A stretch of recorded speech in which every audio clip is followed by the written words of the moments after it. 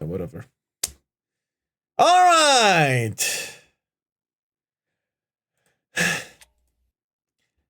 40k lore, the BADAP War Part 2, the Flames of War. The Pontius. What the fuck is this? Is that Pio?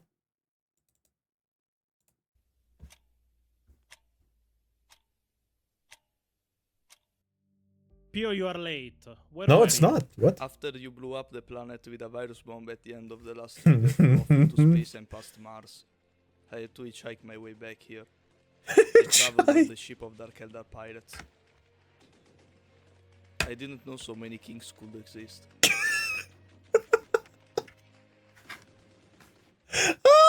Well, at least you got out of the basement for a bit. Now, I invited Inquisitor Eisenflork here again for the events that will take place in this video. Where is Inquisitor Eisenflork?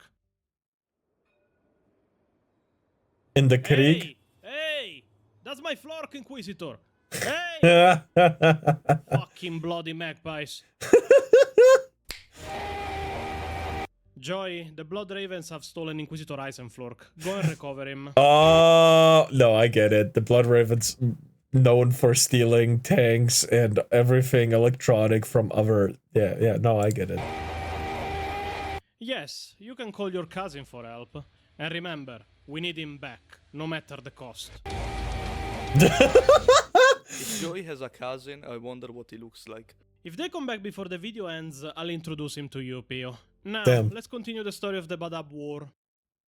The warders of the Maelstrom had grown increasingly isolated. Hold on, do we just get lore of his own very universe at the beginning and at the end of every video? That's fucking fun. That's fucking fun. In the preceding centuries, losing sight of where their true duty lay, they had sown the seeds of their own calamity. Damn.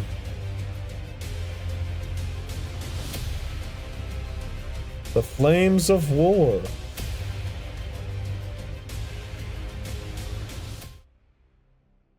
So, where were we? The Maelstrom stronger than ever before, tensions with the Imperium rising, Euron taciturn and withdrawn when he came back from the Crusade of Wrath in the Maelstrom. Ah yes, the Space IRS was angry. Let me put back on my helmet real quick. Ready now, I'm still on the side of Euron. With all the events explained in the first part of this series, that I suggest Anti-IRS. people go and watch before delving in this one to have a full understanding of the entire story we are presenting. The Imperium and the Warders have set in motion events that will lead to the second bloodiest civil war to happen in the Imperium after the Horus Heresy. The story continues in 901 and 41, with preliminary judgments into the BADAP schism in the Segmentum Courts Temporal weighing in favor of the Administratum. The Cartans and their allies within the Administratum decided that it was their chance to act. In 901 and 41, an Imperial investigation fleet that was commanded by an Administratum Assayer General and that carried representatives of the Adeptus Mechanicus Biologis in Vigila, the Lords of the Carthago Sector, and at least one independently operating Inquisitor was assembled and dispatched to BADAP to demand immediate delivery of the BADAP Tide, commandeer the resources, and the Astral Clause chapter's gene seed requirements. The fleet was composed by several huge mass conveyors with expectation of an harvest of wealth, and spearheaded by a trinity of cruisers, a Colt Mechanicus Locus Caravel, and a score of lesser escort crafts. The Force. Bold of him to fight the IRS. Even Joker wasn't that crazy. I may be crazy, but the IRS? No, thank you. No, the quote was, I may be crazy enough to fight Batman, but the IRS? No, thank you. That was the exact quote, I believe. Calculated to display the power and authority of the mission and carry a not-so-veiled threat into the heart of the tyrant's domains, could be seen in retrospect as just a misjudged plan, but few could have foreseen what was to happen next. In circumstances that still cannot be fully confirmed or explained, the investigation fleet was fired on and destroyed in its entirety as it attempted to force its way through the BADAP system's ring of steel in order to press its demands. No ship survived, and more than 20,000 servants of the Imperium were lost. Tight Huh. Fleet VX542 this is your final warning. Decrease thruster burn and heave to the designated approach. You will be fired upon. This investigation deputation carries the seals of the Adeptus Terra. It is you who will comply. Make obeisance and stand down your weapons immediately in the name of him on Terra. Damn you, obey! I don't care if you are carrying Saint Leor's bones. No vessel enters the Ring of Steel without first submitting to inquiry and piloting. This is the Maelstrom Zone, not some safe haven quill pusher's enclave. Damn.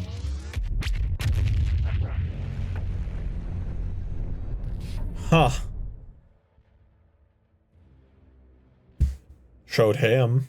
Claim and counterclaim ensued in the aftermath as to how this tragic destruction had occurred, and Lufti Euron, delivering his own Dominion's report on the BADAP matter directly to Segmentum authorities, was adamant that the fleet was fired upon and destroyed for refusing to submit to the just authority of the system's masters, and paid for their transgression with their lives as mandated by Imperial law. Outrage ensued for the incident in the Carthago sector, especially between the ruling elites of the sector against the barbarians of the Maelstrom Zone. Immediately, all trade links were abruptly severed between the two areas, or subjected to the harshest of scrutiny whenever possible. Cartan Sector Governor Tanit Koenig moved to heavily censor the Astral Clause chapter, along with calls for the arrest and trial of Euron for treachery against the Imperium, while the local agents of the Magos in Vigila petitioned their own distant masters for the Astral Clause punishment. With customary inertia for the Adeptus Terra, it did not yet deliberately intervene. There were violent wars and conflicts that took priority over their attention, compared to a local discord between neighboring regions. All they got was a tangle of claim and counterclaim between legitimate authorities, something that paled before the weight of suffering and bloodshed elsewhere. In addition, This is just sector level Lufti politics. was the lawful master of a realm permanently on a war footing, a bulwark against the alien and the claws of chaos. And on the most basic level, he had the right Claws of to defend those chaos. domains. Foreshadowing. And without hard evidence, it was impossible to prove that he had willfully committed premeditated homicide against the Imperium servants. I mean, what did the Cartans expect? You enter a dangerous realm like the Maelstrom Zone without authorization and refusing to cooperate with the forces defending it. What did they think would happen? No idea what they had in mind, Pio, but this is the normal arrogance of planetary administrators and governors. They think they are untouchable, until they aren't. The Cartan Imperial Commanders, they never under were. pressure from the Segmentum authorities, and frustrated by the destruction of the Tide Fleet, took it upon themselves to send 2 further punitive expeditions over the next 3 years into the Maelstrom Zone, under the assumed auspices of Imperial authority. Both fleets were lost in unconfirmed circumstances, never even reaching the BADAP system, and intervention by the Astral Clause and their allies was heavily suspected. Imperial shipping began to suffer increasing attacks and disappearances while traversing the Maelstrom Zone, even outside of the territory of the BADAP sector and the Astral Clause. Reports by the Maelstrom patrol squadrons laid the blame on an increase in raider traffic and warp squalls in the area. But for every loss, the whispers blaming Lufti Euron and his followers grew even louder, both on the Administratum-controlled tight fortress world of Sagan, on the edge of the Maelstrom Zone, and across the border, in the Cartan sector. The increasingly desperate Cartan lords, unable to enact their will on the situation decisively, and near bankrupted by this stage by their liabilities, first sought to circumvent BADAP itself with the aid of the Administratum forces on Sagan. In a combined operation, the two attempted to access the Lost Tides directly, their ships taking the far longer and more perilous routes to the Pale Stars via Chimera, while the Cartans increased the quota demands from any other Maelstrom Zone world, such as Viania, their grasp could reach in an attempt to make up the shortfall. By 903 and 41, the agents of the Cartan Imperial Commanders began to systematically spread propaganda in both the Segmentum Assises and the Senatorum Imperialis, elucidating on the moral corruption, treachery, and vainglorious pride of the Tyrant of BADAP to any that would listen. Meanwhile, the local administratum authorities further pressed the High Lords of Terra themselves to intervene directly to punish Euron and his wayward chapter for their response. The Maelstrom Warders, for their part, continued to arm themselves for war, and conducted sweeps of the Maelstrom Zone in force, While within the BADAP sector itself, massive and feverish building programs were underway, further augmenting their defenses in preparation for war. The Carters really are playing with fire on this one.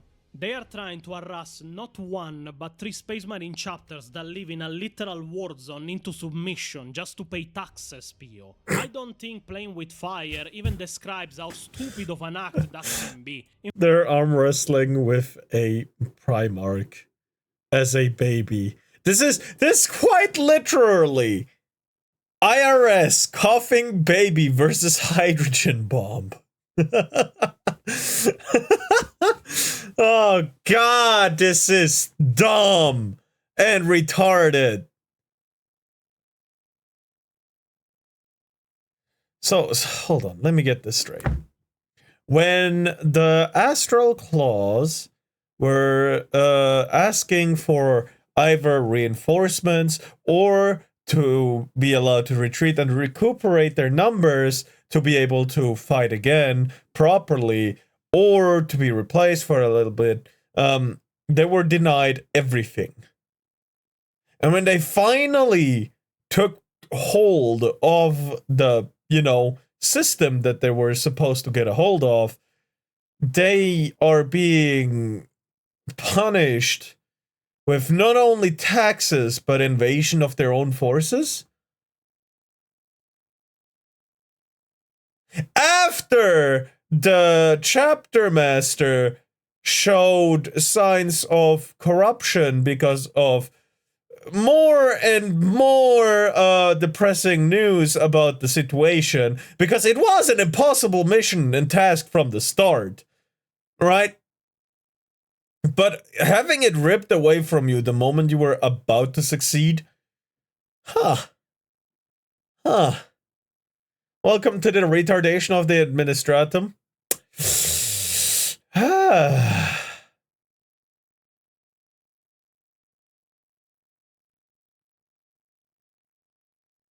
I don't think I can even blame him anymore.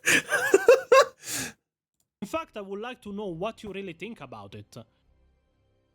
Why is everyone so fucking stupid? I just think there were better ways to deal with the situation. 903 M41. Euron's answer to the continuing threats to the control of his... We started at year 500. We're now at year 900. If this continues, we'll have skipped a millennia. domain was to produce his infamous Articles of Just Secession. These documents, which were also signed and ratified by the chapter masters of the Lamenters and Mantis Warriors, who had been convinced by Euron of the justness of his cause and the injustice of the Outsiders' demands, starting to make sense why Gilliman had the members that wished to have him assassinated purged, isn't it? There were bureaucrats. I didn't blame him from the start. But now I'm actively spurting him on, It's like, yes, Gilliman, do it! Slit another one, and another one, and another one! Yeah! Oh, God. were designed to formally sever the Maelstrom Zone direct ties to its neighboring sectors. Copies of the articles were delivered to Segmentum authorities and the courts temporal in response to, in the written words of Euron, many and grievous insults, presumptions and denials of the Emperor-given rights and titles of the Adeptus Astartes by the false and wayward servants of the Administratum, the Carthan Lords, and their allies. These documents further state... The thing is, Gilliman is the bureaucratic genius of all the Primarchs. Yes, but he's a genius and actually does his job in the name of the Emperor. The other bureaucrats are selfish little cunts that have a inferiority complex to him specifically, and, are trying to measure dick length when his pinky is taller than their whole head, It doesn't really work out that well, right?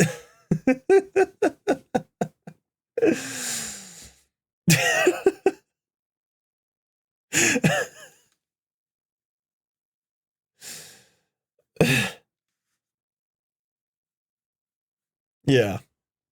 That stated the signatories' refusal to hand over the tides to local segmentum authorities, aid or defend any attempt to do so, or recognize the demands of the Cartan lords. They did, however, affirm the Maelstrom Warders' vow to pursue the defense of the Imperium as their sole cause, stating that the Maelstrom Warders must be given a free hand to protect mankind, as they had sworn to the Emperor, and without the corrupt interference of those who claim to serve him, but seek instead their own glory and greed. In support of their cause, the document cited both the edict that founded the Maelstrom Warders and the ancient rights and titles of the Adeptus Astartes prerogative in their defense, precedents that both weighed heavily in their favor. The document also went on to call for a full investigation into the rulership of the Cartan sector, asserted the historic and lawful sovereignty of the Space Marine chapters involved from outside interference by the lower Adepta, and stated again. But unlike most pencil pushers, he will kill you! When he got betrayed by Lorgar and vented into the void, he started slaughtering the word bearers he could find, decapitating one of them by punching him in the face, and was screaming in rage with his face exposed to the void the whole time. Oh. Isn't that a sight to see? Huh. Wow. And their willingness to defend the Maelstrom Zone from any who would threaten it. At the same time, though, Imperial shipping passing through the Maelstrom Zone's outer region began to be attacked and lost in great numbers to unknown forces. Contact with several worlds still loyal to the Cartan. Look, I might be a bit of a hater or a robot, but that shit went hard when reading it, okay? No, fair, I get it. And the Administratum Officium Sagan within the inner zone ended with garbled communication warnings of attack and siege by Space Marine forces. The Cartans, outraged, threatened all-out war in response, but simply lacked the means to do so alone. Instead, they petitioned aid to mount an attack from both the Departmentum Unitorum and the Segmentum Naval Subcommand at Risa, but were flatly refused and informed that the matter was an internal dispute in which they would not interfere. Correction, that was not the void. It was in the vacuum of space. Oh, wait! It was loud enough to make sound in the vacuum of space where there was no air to carry the vibrations of his voice. With sheer fucking rage, he made the vacuum vibrate to his voice. I see, I understand. It makes no sense, but it goes fucking hard! Oh god, I love Warhammer for this shit. Fear. It is also worthy of note that although they pled their case before these powers and procurators of the Administratum, that they avoided, where possible, any inquisitorial involvement in the matter, no doubt fearing the consequences of doing so. The local Inquisition representatives, for their part, more than well enough occupied by other concerns, were content to close an eye on the situation, mindful that such squabbles, however bloody, were far from uncommon between Imperial commanders, particularly in border regions, and no damning or conclusive evidence of heresy or taint had yet been brought forward against either party. And from when the Inquisition of all organizations needs evidence? Please, elaborate. They have people like Fyodor Karamazov serving in the Inquisition that will condemn you to death even if he finds you innocent of all charges for the crime of, and I quote, wasting his time. Wait, is this real? It's a Pontius video. Of course it's real. The fuck?!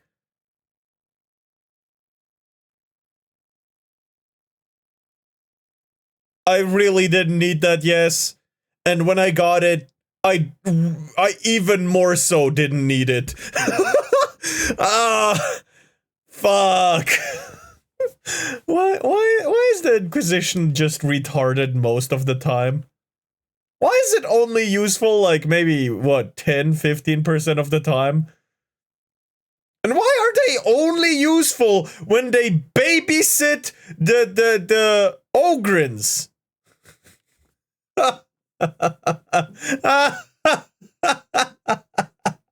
It's This is ridiculous. So from when the Inquisition needs evidence to do Space something? Karens. Karens. Yeah, strange that they are. And they're little angels. they're little angels, Ogrins.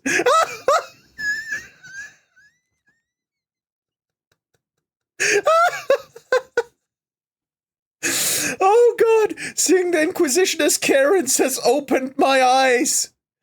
Of course the Inquisition is Karens, because it is written by Karens. Oh my god! Inquisitors have absolute authority. The only one that outranks an Inquisitor is a Lord Inquisitor. Alright.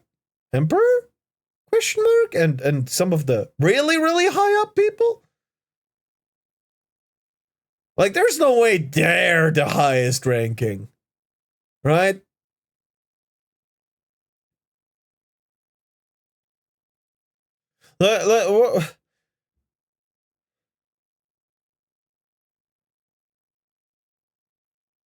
What about about custodies and stuff like that? Are they also under? Like, they serve the Emperor directly. Doesn't that mean anything? Or is it like outside of Terra, the Inquisitors have absolute authority? Is it like that? I'm asking too many questions and changing the question all the time. Iron has to rewrite the shit for the third time.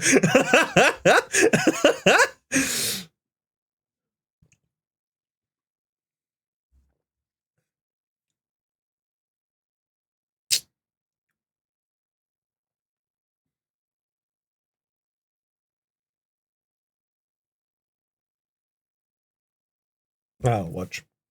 Sitting this one out, especially when taxation is involved.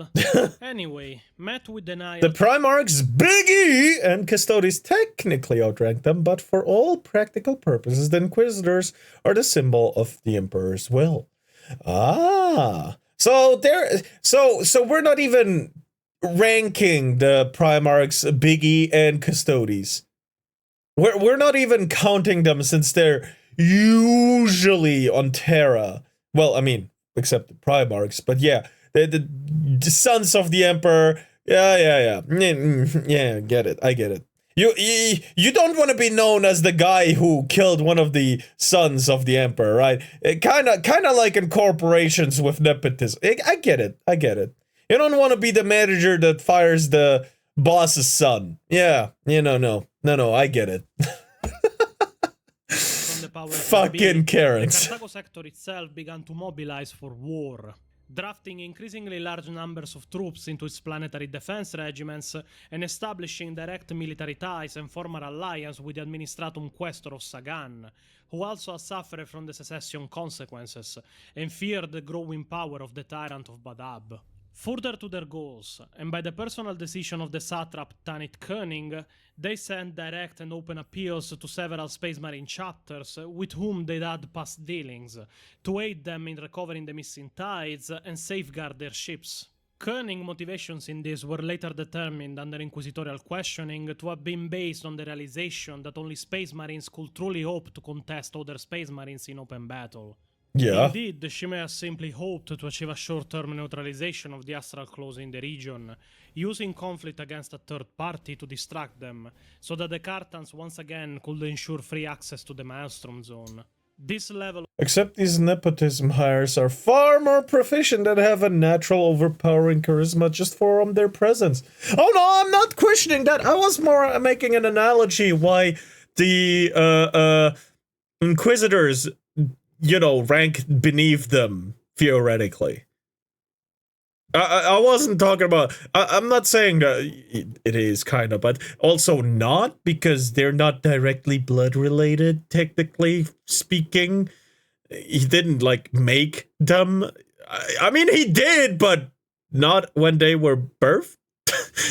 I'll leave it at that. Of monumental arrogance and folly will soon prove disastrous. And you know, Pio, who was the first chapter to respond to the Cartan cause? I will throw a wild guess. The Black Templars? No, they are done with the BADAP War for the moment. Finally. I Grey will not Knights? let them involved for any reason. The first chapter to answer to the Cartan cause, and that already had a grudge against the Astral Claws Oh no. It can't be the Grey Knights, right? and Luft Union from the times of the Fourth Quadrant Rebellion. The Fire guys? Were the Firehawks under The Chapter Firehawks, Master Stibor yes. Lazarek.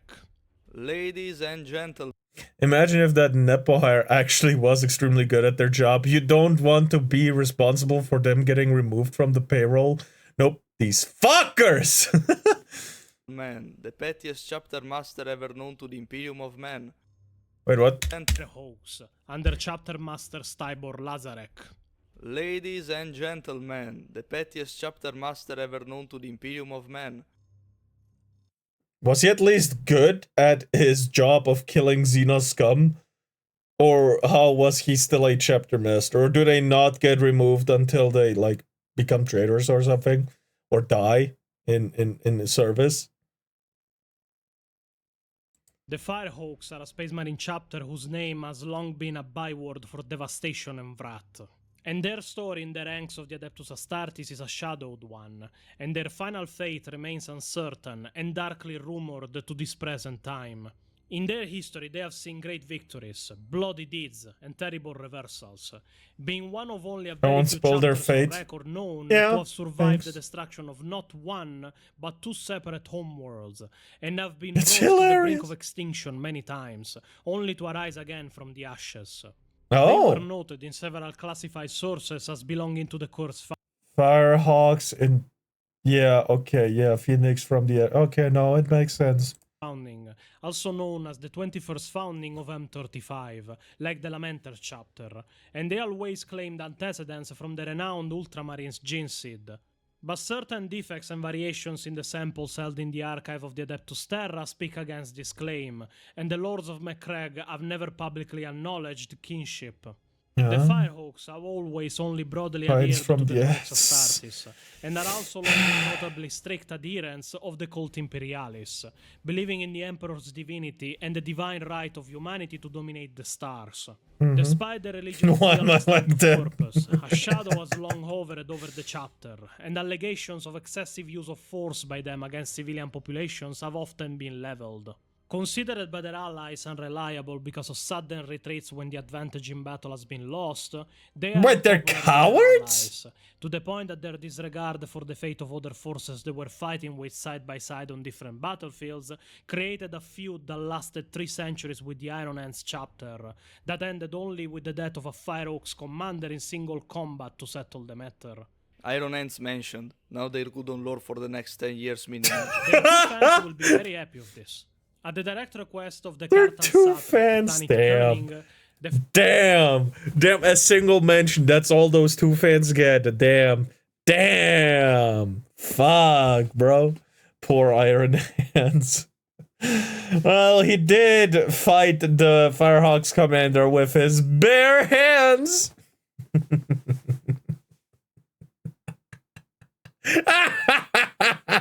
Anyway, Phoenix from the Ashes, and Fulgrim was known as the Phoenician and was connected to symbols of those birds of prey and the Phoenix. Oh, nice. Pyrox chapter of the Adeptus Astartes agreed to investigate the disappearance of Cartan shipping in the areas to the galactic south of the Golgothan Wastes, which bordered the northern reaches of the Maelstrom Zone. On a number of occasions in the past, the fleet-based Pyrox chapter had used the vast orbital dockyards of the Cartan capital world of Sidon Ultra for resupply.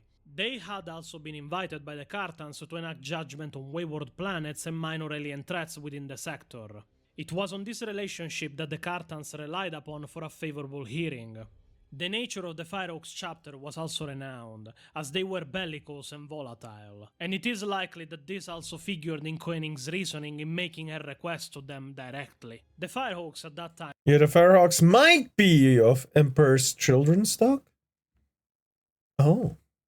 were conducting search and destroy operations in the Golgothan Wastes, and the Firehawks chapter master, Stibor Lazarek, as likely for reasons of his own as other motivations, accepted to dispatch several ships into the northern Maelstrom Zone. They did One have a such grudge, vessel, yeah, the Red so... Harbinger, entered the Endymion cluster in 350-904 M41. The cluster is an expanse of ancient stars, several of which contain human colonies inhabited for many millennia, and that had long fallen under the stewardship of the Mantis Warriors chapter. Intercepted and surrounded in a Galen system, the Red Harbinger refused to stand down and be boarded by Mantis Warrior strike crafts. The Mantis Warriors, ever fierce and proud, and goaded by the Firehawk's refusal and threats, opened fire and crippled the lone cruiser. Thus, the full-scale conflict between Space Marine chapters that was to follow ignited with this single act. Boarding and capturing the Red... What's your favorite class in War? Are you talking about a specific game, or are you talking about a faction? If it's faction,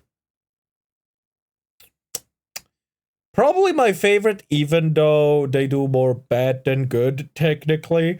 The Salamanders, and second place, Ultramarines. Or the other way around. I think... I really can't decide between Ultramarines and Salamanders.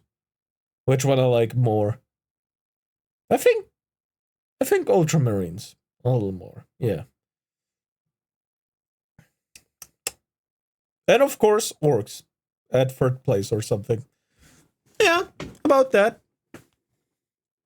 And if you're talking about like Space Marine 2, Hammer! Oh, I played the Hammer all right when I was playing Space Marine 2. It was so much fun. The sheer fucking power you felt when you hit someone with that thing. Oh, yeah, that was good. No easy affair, as the Firehawks were more than willing to die to defend their honor, and losses were heavy on both sides. Oh, hold on. Remember, the traitor legions weren't on uniform in their views and had to do a purge of their ranks that were loyal to the Emperor at Istvan Free. You say remember like I knew that from the start. That's new fucking information to me. But it does make sense, right? They wouldn't be able to corrupt everyone. That's why they go for the leaders. Than 20 Firehawks were captured alive, and none surrendered. But their struggles bought time for an astropathic message to be dispatched to their chapter, warning of their fate and who they had fought. Chapter Master Stybor Lazarek, upon learning of the taking of the Red Harbinger, decided to withdraw the Firehawks from all operations already underway, and ordered the entire chapter fleet of the Firehawks to make best speed under warp travel for the Maelstrom Zone. Matters swiftly escalated. Wait, what? Am I understanding this correctly, that the Firehawks provoked the green ones? Just got into Warhammer and D&D thanks to my friends. Uh-oh. Put your poor wallet, man. Hold on. Did the Firehawks just provoke an entire other chapter? And when they got into an armed conflict, went back and cried to their chapter master, and the chapter master decided, yup, my whole chapter's going there now! Is that what happened just now? Huh. Sorry, I forgot not everyone has read a portion of the Horus Heresy series. It's the Firehawks. So yes! What the fuck? And the arrival of a Firehawks battle group was met at Galen by a task force of both Mantis Warriors and Astral Claws warships. After a tense standoff during which the captives were returned and both sides traded threats, the Firehawks withdrew to await for the arrival of their full forces, which had been dispersed across the wastes, and in particular their massive flagship, the Raptorus Rex, a pre-imperial mobile star fortress of incredible power. Like the phalanx of the Imperial Fists. Not quite, but similar. Very few ships can stand their ground against a star fortress like the Raptorus Rex. Rendezvousing at Sagan, and aided by the Cartan fleet, the Firehawks launched a series of probing attack and reconnaissance missions towards the BADAP sector and the Endymion cluster. But in doing so, did little more than stir up an hornet's nest. The Tyrant and his allies had been preparing for war for years. Their forces were battle-hardened, and I know in what connotation he said they were preparing for war for years. But that sentence alone doesn't have much meaning in the world of Warhammer 40k. A small critique. Just a small one. They could at least show the dignity in committing their war crimes hand to hand and not mostly via orbital bombardments. Oh. Huh. Were entirely familiar with the territory over which they fought, and their plans were well laid. The Mantis warriors proved all but impossible to pin down, their ships appearing and disappearing in the asteroid formations and nebulae fields of the Endymion cluster seemingly at will, while any force directed towards BADAB found an impenetrable array of defenses set against them. Using the Cartans to distract the forces of the BADAB sector and screen them from possible counterattack, the weight of the Firehawks struck at the feudal agri-world of Iblis at the edge of the Endymion cluster, attacking civilian targets and burning great swathes of crops and land in order to bring the Mantis warriors to battle. The Firehawks truly made the Geneva Convention into the Geneva Suggestion in this war, eh? However, Personally, I'm more of a fan of the Geneva checklist, but not everyone's cup of tea, I guess. unfortunately for the Firehawks, this attack had been both anticipated and planned for by the secessionist forces, and their own strategy fell into place, as the Mantis warriors' guerrilla tactics and hit-and-run attacks pinned the Firehawks in place on Iblis, and even more importantly, drew their fleet away from Sagan, as a combined force of Astral Claws Elementer chapters descended upon the Sagan system. Sagan was, for all intents and purposes, considered the gateway to the Maelstrom Zone, with their attendant orbital fleet anchorage and astropathic relay. But they were caught utterly unprepared for such a direct and sudden assault. Sagan fell in a matter of days as its defenses, although extensive, were soon circumvented. Sagan's protectors were overwhelmed amid the grain slaughter of his planetary defense forces and Cartan troops caught on the ground. With Sagan in the tyrant's hands, the strategic situation rapidly changed, and now the second most important world in the region after Badab was under the secessionist direct control, along with the tight fortress stockpile of arms, munitions, and supplies. The Firehawks and the Cartan forces were now stranded on operations within the Maelstrom Zone, and found themselves cut off from supply and behind enemy lines. Sustaining heavy losses, the Firehawks withdrew from the Iblis system. Wait. So after the Astral Claws were denied support multiple times, they still managed to take control over the BADAP region, and after doing that, their allies tried to force them to pay taxes by force, invading them. When that didn't work, they sent in a troop of Firehawks that got pretty much annihilated by their Astral Claws allies, in which they, took great offense like Karens do, and sent their entire chapter there with certain administrative ships as well, which again failed completely and utterly to make them pay taxes?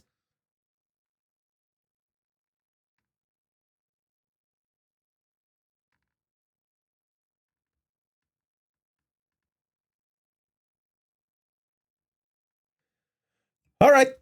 Got The it. savage firepower of the Raptorus Rex raking the planet's surface as a parting gift, and successfully punching the Firehawks a way out of an attempt to blockade them inside the system. The Star Fortress claimed the life of the Maelstrom Squadron's only Mars-class battlecruiser, the Sacred Tetrarch, a war vessel armed with a Nova cannon, probably the only weapon capable of destroying the Raptorus Rex, but the ship proved no match against the vast relic vessel. After these battles, the fighting died down somewhat as the secessionists consolidated their gains and the Cartans retreated in disarray, and the Firehawks, that were heavily outnumbered, were forced into a series of running battles and defensive actions in the Maelstrom Zone's fringes. This period of forced retreat lasted until 710, 904, and 41, when the Marines Errant chapter What?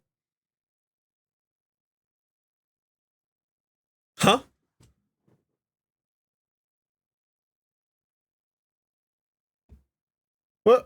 What are these numbers? What do they mean?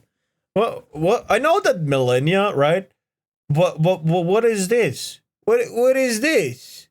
We only had 5 numbers so far. Where did the 3 bonus numbers? Galactic date? Oh. So we have the year 904 and I guess something with 710 here? The accurate year. Huh.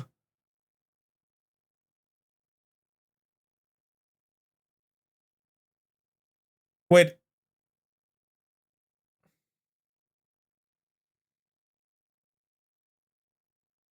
What's the starting point in this case? Like, it's... I don't really understand.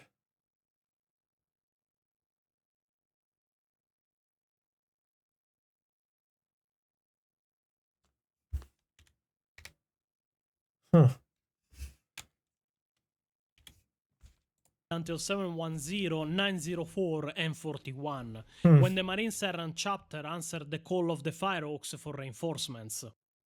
A star-spanning chapter of noble renown, the Marines Errant's own histories record them as one of the chapters created during the 23rd founding of the Adeptus Astartes, which many sources place in the latter part of M37. The 23rd founding is generally believed by Imperial scholars to have been one of a series of foundings around this period designed to repair the power and reach of the Imperium Space Marine forces, which had suffered considerable losses in the preceding millennia. With evidence brought by the Requiem Malescent of Saint Kibra, no fewer than 50 Space Marine chapters had been destroyed outright, turned renegade, or were declared as lost during this troubled period, which has seen calamities such as the horrors of the Reign of Blood of Gog Vandir, the Plague of Unbelief, the disastrous Curse founding, and the forces of Chaos and the Orcs rampaging almost unchecked along the Imperium's fringes.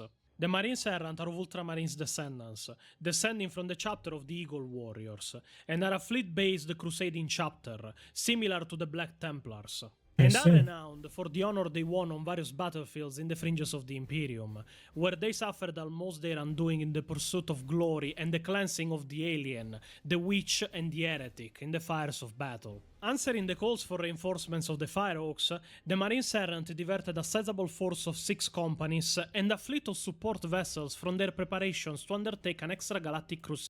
Hold on.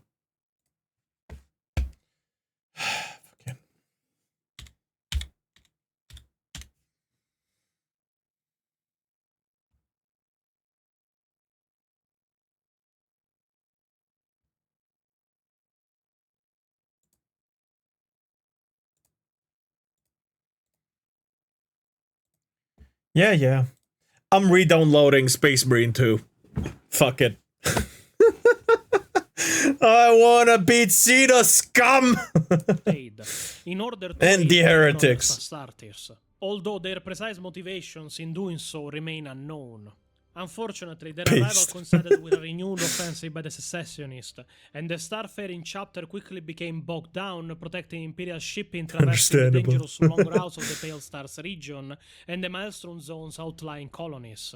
For the next several standard months, there were numerous repeated minor clashes between the two sides, the Firehawks attempting to mass their remaining strength in the hopes of forcing a decisive engagement, while the Marines Errant, that had a better grasp of the reality of the situation, were splitting their highly mobile strike cruiser-based forces to guard convoys in transit from increasingly frequent raids and harassment attacks. The Marines Errant found themselves caught between the desire of the Firehawks to attack and destroy Euron and his allies at any cost, and the immediate growing need to protect Imperial shipping and outlying colonies in the Carthago sector from attack by marauding secessionist forces. This conflict of interest was further complicated by the ancient ties of loyalty and blood that the Marines Errant had formed with the Lamenters chapter, beside which they have fought as recently as the Corinth Crusade, but that now face as enemies in battle. This led to incidents where the Marines errant failed to try to do more than drive off the Lamenter's forces during raids, and in which both parties gave quarter and respite to the other, raising the mutual ire of their allies. At least both parties recognize that they are killing other loyalists on the battlefield. What sane person will want to fight the Lamenters ever, Pio? Accursed or not, they are some of the most noble and kind space marines of the galaxy. I know, that's why they are my boys! By the end of the year, Oh an no, ever greater my number of star boys! systems were drawn into the rapidly God escalating damn war. it. For all the Firehawks and Cartan losses, and the defense they mounted on various worlds like Surngrad, even with the help of the Marines errant, a dozen other worlds fell to secessionist control, leaving only the most dangerous areas of the Maelstrom zone outside the secessionist grip. But worse developments for the Cartans and their allies will soon unfold, as in 915-904-M41, news reached the Marines errant that in payment of an ancient blood oath given Does a year in space, in Warhammer, take 1,000 days?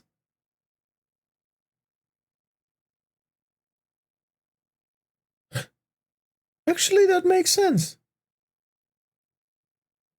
Since it's just because of Earth that we have 365 days, plus one every 4 years.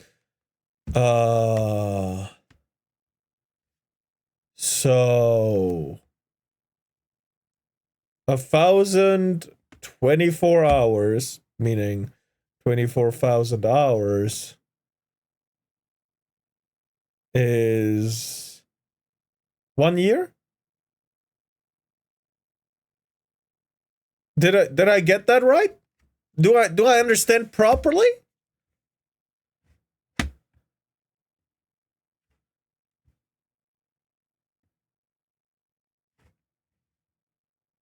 to the Astral Clause, the Executioners chapter of the Space Marines had also announced their armed support for the secessionist side, sending the warship Nightag containing a full augmented battle. If you really want good 40k game, I recommend you try out Rogue Trader, Inquisitor, Martyr. Maybe. But Space Marine 2 was really fun on its own too. Company of Space Marines to back up their worlds. The Executioners are an ancient and proud chapter whose origin can be found in the chaotic centuries that followed the Horus Heresy. The Executioners are scions of the proud line of the Imperial Fists and were founded under the command of Fanfir Ran, reputedly the most vicious of Rogal Dawn's later captains. They were created, according to their chronicles, for the sole task of seeking out and slaughtering mankind's foes, rather than undertaking any more defensive or strategic purpose. The Executioners are a bellicose and almost barbarous chapter that disdains the martial trapping and ordered obedience imposed by the Codex Astartes on them and their forebearers, the Imperial Fists. But they have gained a fearsome reputation for sheer undaunted endurance and destructive wrath. But why are they aiding the secessionist side? They are loyalists. Why would they side with Euron? You see, Pio, in the closing decades of the 39th millennium, in what is now a forgotten episode of Imperial history, the southern fringes of Imperial territory, where the fortress monastery of the Executioners is located, was assailed by wave after wave of orc nomad fleets, xenophore migrations, and strange psychic phenomenon, which themselves caused a near epidemic of witch cults, alien infestations, and demonic incursions. During the constant warfare to defend the Imperium border against all these threats, the Executioners had been reduced to less than 300 battle brothers when the Roman chapter worlds of Stygia Aquilon came under siege.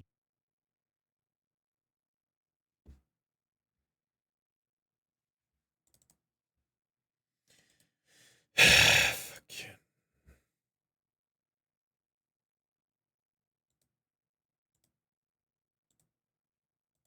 Retard.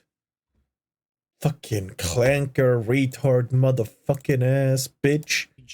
The attackers were a nightmarish xenospecies of worm-ridden, riding charnel feasters never before encountered.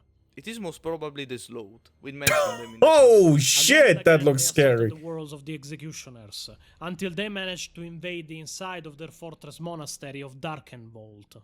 The resulting battles in the catacombs at the heart of the Executioner Fortress Monastery were unceasing and terrible, and in a short span of time, few Space Marines remained to defend the inner sanctum, and the chapter stood on the brink of extinction. It was the Astral Claws that saved them. Supported by the cruisers of Battlefleet Tempestus, they managed to break the siege of Darkenvault, just in time as the executioners Cyberstan were is gonna be gathering for the final captured. I stand. hope so. Many Astral Claws died in breaking the siege, and among their losses there was counted even their chapter master at the time, Akas Seneca, still not mentioned in the notable members of the Lexicanon page on the Astral Claws. The handful of executioners that survived owed a blood debt to the Astral Claws for the salvation of their chapter, and swore that should the Astral Claws ever be so Pots threatened, fling in they your would kick respond in chat. kind. It will take a century and a half before the executioners return again to full strength as a chapter, and they will never forget their oath. When the BADAP War erupted more than 1,000 years later, they would heed Luftjuron call. Outside thunder, fit to sunder the heavens, clashed in the turbulent Nice. silver and lead skies of Aquilon, lightning flashing a savage purple-white between the roar. The High Chaplain's iron-shod boots hammered rhythmically on the granite floor, his monsoon-long coat clattering in the wind that streamed down through vaulted windows as high as Scout Titans. He barely heard the thunder and cared nothing for the storm. Thulza Kane, High Morturge and Lord Speaker of the Dead, had other, darker thoughts to occupy his mind. Kane found Chapter Master Arkash Hakon waiting for him in the wide open circle of the Julian Vault. The commander of the Executioner's chapter stood alone waiting for him in the flickering torchlight, his armor battered and scored by a myriad of battles dimly reflecting the firelight. The High Chaplain gazed on his master approvingly. It was their way to leave the marks of those they fought upon them, each one a foe bested, each one a war remembered. The scars his master, the Lord Executioner, bore were many, both on his armor and on his grim visage. All mementos of battles won in the God Emperor's service, of monsters slain and heads taken, and yet here was Kane, trusted servant, come to deliver him to an enemy no force or skill alone could defeat. Without preamble, Kane dashed a bundle of blue silk angrily to the flagstones between them, spilling its contents out for them both to see. The shattered remnants of a fine power sword clattered to the ground. It had been finely wrought with chases of platinum and gold, its pommel a snarling leonine head, and its hilt a deep, lustrous sapphire. It is done then. The rumors were true. The tyrant has set himself against them all? Hakon asked. Aye, and taken the other warders with him, Ken replied with a snarl. The warp runner put into dock at the Darkenvault 8 standard hours ago, and the simpering lapdog he set aboard delivered me this. Your decision? To side with one is to break faith with the other. But an oath is an oath. Throne or savior, blood calls out for blood. We honor our debts regardless, Hakon stated gravely. Though it is perhaps our doom, we are the headsmen of Haemon Terra, sons of Dawn, born of battle and death, his executioners. What care we of doom or fate? We must send aid to the tyrant immediately. Blood will have blood, and the maelstrom will be awash with it ere long. Vanny Rex makes ready even now with his brethren, and the night hag is eager to sleep at dock and find prey. He awaits only your command, Kane said. Hakon chuckled darkly. It was not a pleasant sound. You knew my answer already, old monster. I taught you well, Ken replied. Well enough to know that I must bear this sin myself. I shall make the journey into the outer dark to offer the Emperor the coin of my life to pay for our coming transgression. Let it all That's be pretty done in nice. my name. Gather our axes and take the chapter to BADAP, Thulza Kane, my Hammerturge, and let there be no new Lord Executioner till our blood oath is discharged. No master to be marked with its sin but me. Kane knelt before his master and received into his hands the massive black-bladed power axe, Life Taker, that was the sign and mark of the chapter master's office. If it is to be an ending, make it such an ending that the scream of our enemies echo as far as the throne itself, Hakon whispered, and walked out into the storm. Thulza Kane's half-dead face twisted into something resembling a smile. As the Damn. Night Hag moved towards the BADAP war zone, the rest of this notoriously grim and independent chapter's forces were known to be assembling on their distant homeworlds of Stygia and Aquilon, in preparation for war. The Loyalist forces were growing increasingly desperate, and with their own ties and supplications to the Procurator Generals of the Segmentum and the Adeptus Terra, Satrap Tanit Koenig was forced to take drastic action. With the fleet anchorage at Sagan now in the hands of the secessionist forces, the Cartan Imperial commanders, near bankrupted by their sector's losses in the war, mounted a final attempt to harvest the resources they knew to be waiting in the Tides deposit of Vinia and Chimera, before the secessionists could consolidate their control of the western Maelstrom zone and claim them as their own. An hastily assembled armed convoy was formed around the vast Chartist highliner Cardinal Urdaneta in order to carry out this last-ditch effort on behalf of the Cartans and their allies. Convoy Urdaneta was comprised of some 20 other armed freighters and mass conveyors and was protected by the Gothic-class cruiser Dreadchild of Battlefleet Carthago, Marines Errant Strike Group Mercurio, and 16 smaller escorts of various classes. It was the last gasp of Cartan's force projection into the Maelstrom zone. The secessionist intelligence network, however, had already acquired every detail of the supposedly secret mission, and they waited until after the convoy had glutted itself on wealth before attacking the fleet mid-transit into the warp. Ambushed by a secessionist attack group comprising the main elements from both Astral Claws and Lamenter's fleets, and led by Euron himself, the convoy was first encircled, and then taken one vessel at a time in a series of ferocious ship-to-ship boarding actions. Both the Cardinal Urdaneta and the Dreadchild, as well as 23 other... Shit!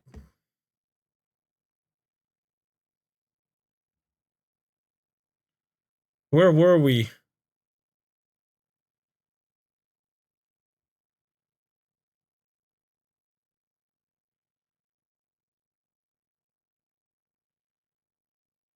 Where were we? We were past this.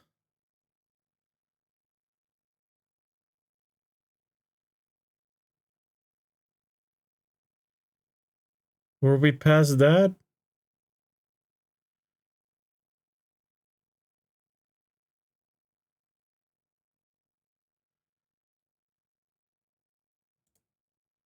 in the deaths of Lord Commander Ortiz and Chapter Master Sartak cannot be confirmed. Claim and counterclaim ensued, with many blaming Euron's perfidy for the attack, claiming it as rank treachery, while the secessionists themselves lay blame at the door of the Inquisition as a plot to assassinate the tyrant by covert means. But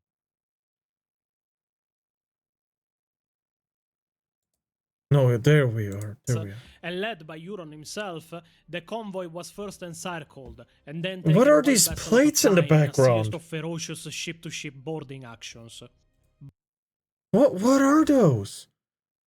What the fuck exploded that is bigger in the background than the fucking planet? Both the Cardinal Urdaneta and the Dreadchild, as well as 23 other vessels, were taken as captive prizes for almost no losses sustained by the attacking forces' ships. Only the Marines Errant strike cruiser Starjack Debris? escaped the Tyrant's trap. Debris of what?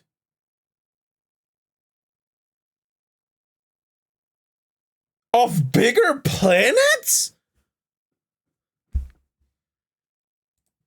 Fighting its way clear with heavy damage. The taking of Convoy Urdaneta was a crushing secessionist victory that effectively ended the Cartans' active involvement in the war. So, first they're arrogant, then they cause a war with their repeated offenses, and then they get their asses kicked so hard that they pretty much surrender and just move away from the conflict. Exactly. Yes. And all of this because Euron didn't want to pay taxes. Based. The Cartans deserved it. With the continued victories of the secessionist side, all they had to do now was to drive off the Space Marine forces who still contested them the Maelstrom zone and consolidate their gains. The Astral Claws focused their attention on the Firehawks and fought them back to the edge of the Golgothan Wastes, inflicting further serious casualties on the chapter, which could no longer be considered an effective fighting force, while seemingly, or to better say it, strangely, sustaining no loss in strength themselves, despite the Firehawks making them pay bloodily for each victory. But the greatest reversal for the Secession's enemies came when the Mantis warriors successfully drew a sizable portion of the remaining Marines Errant chapter into battle, on the industrial moon of Bellerophon's Fall. The Fall, as it was known, was a vital supply and navigation point, and was particularly bitterly contested. The Marines Errant matching their own dogged tenacity and tactical skill against the lightning strikes and flanking maneuvers of their enemy, the Mantis warriors. The final masterstroke came when the Mantis warriors managed to isolate and entrap the Marines Errant 1st and 3rd companies in the Rust zones, and much of the chapter's command structure was destroyed in a series of murderous surgical strikes. With their chapter master, 3rd company captain, and their command staff dead, the Marines Errant were decimated and forced to retreat in disarray. In the aftermath, the alliance between them and the Firehawks all but collapsed under bitter recrimination. The secessionist forces continued to make major advances throughout the rest of the year, almost unopposed, with further minor engagement fought amid the ruins of Cygnax and the outer worlds of the Surngran system. The Maelstrom Zone now belonged to Luft Euron. Yes, go Euron, go Euron, go Euron. Are you cheerleading for him now? Yes, he's defeating enemy after enemy and still refusing to pay taxes. He's my idol. Why?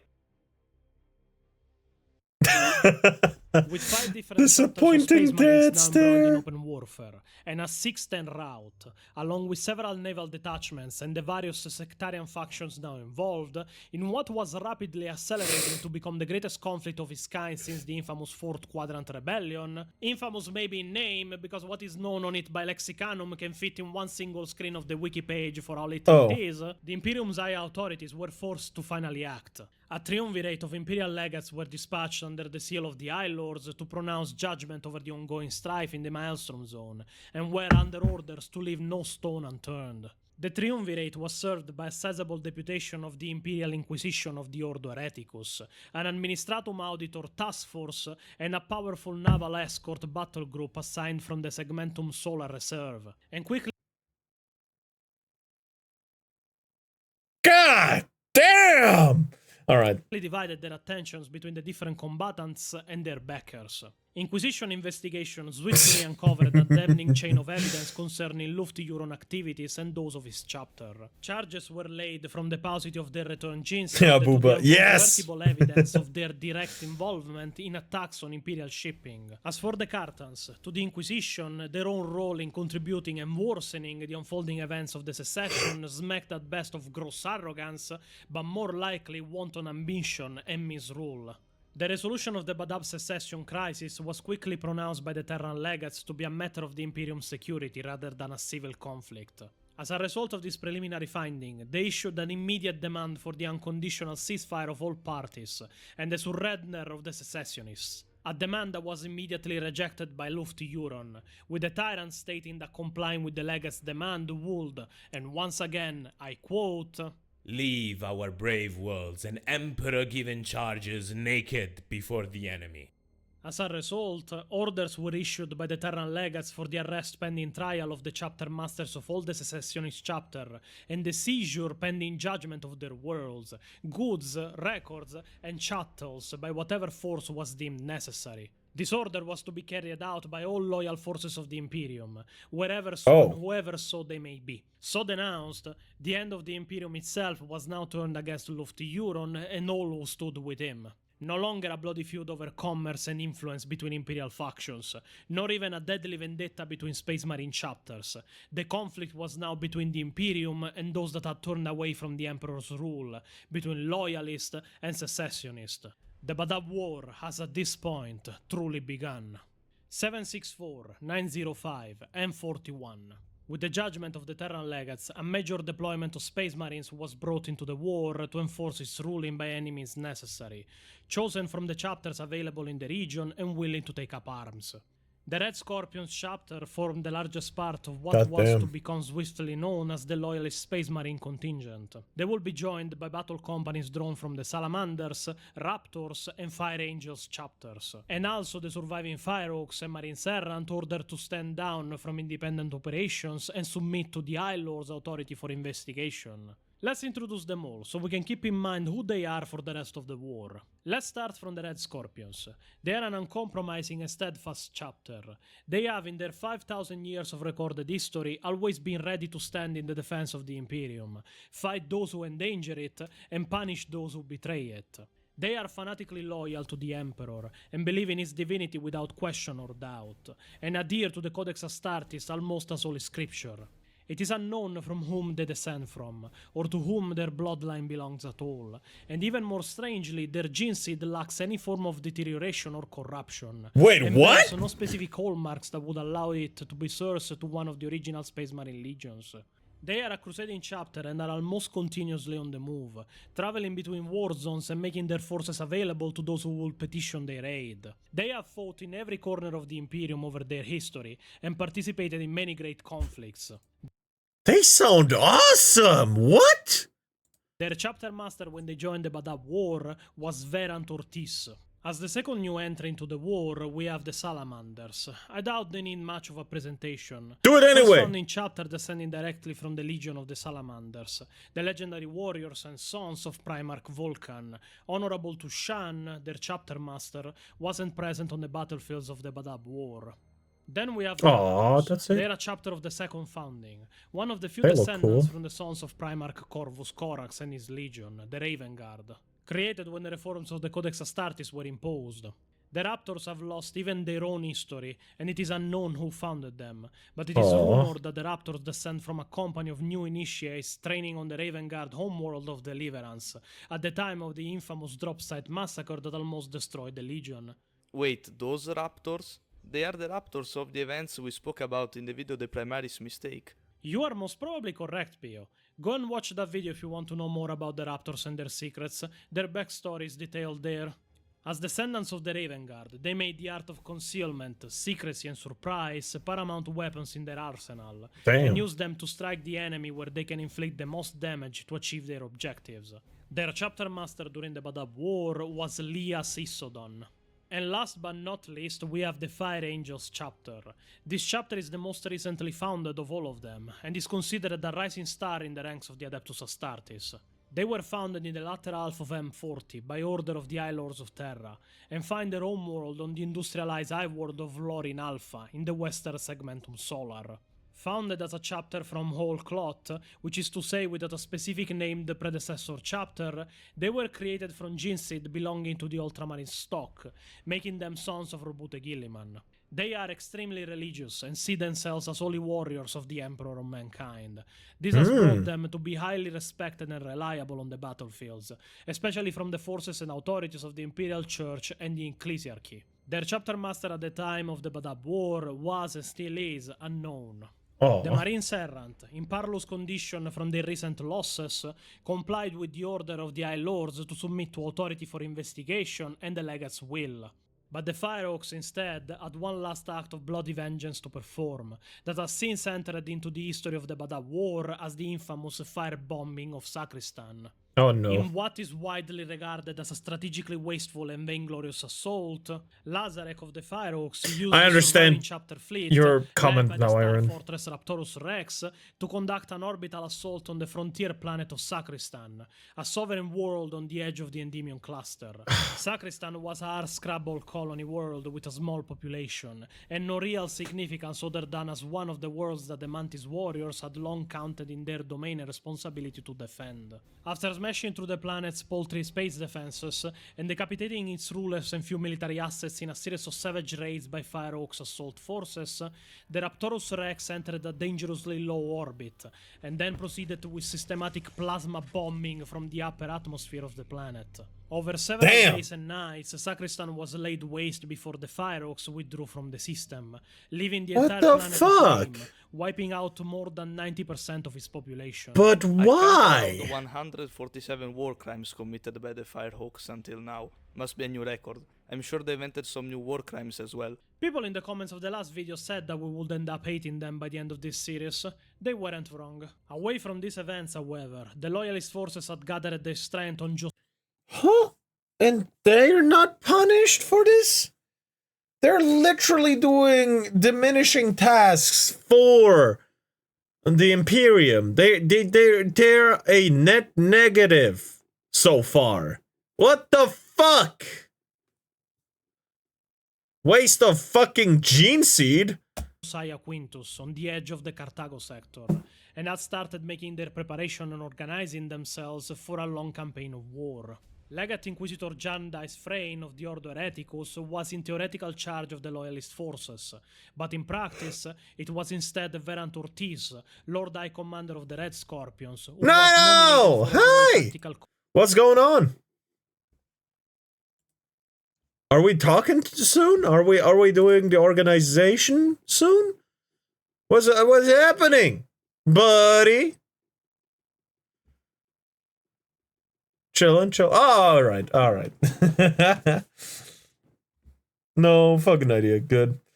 They're filling up the war crime book. It's a sin thing. Yeah, I know. Fucking South Africa, bro. He's in talks with the Leaf.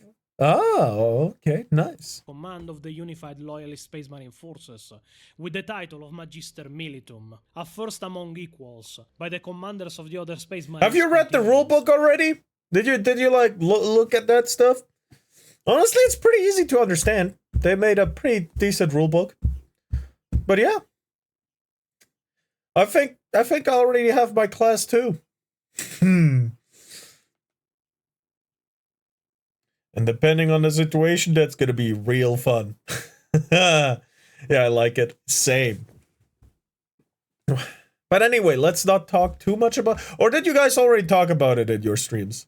Got my character set up. Yeah, me too, almost. Well, I gotta still do, like, some little stuff, but yeah. I have, like, the most of it set up. No? What? No is not... What do you mean, no? So let's talk less about it? Yeah, alright. Let's... All I know is that it's on the table. Yep.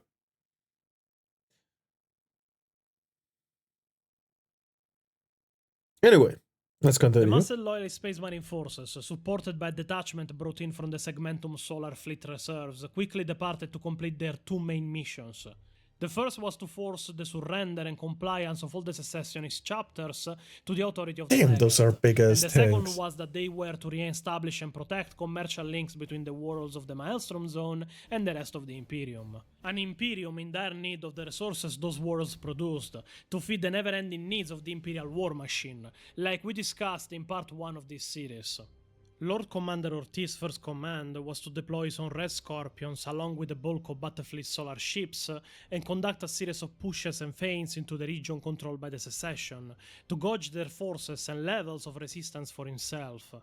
This was to result in what will be the heaviest naval engagement of the war so far, the indecisive Battle of the Silent Reach of 011, 906 and 41.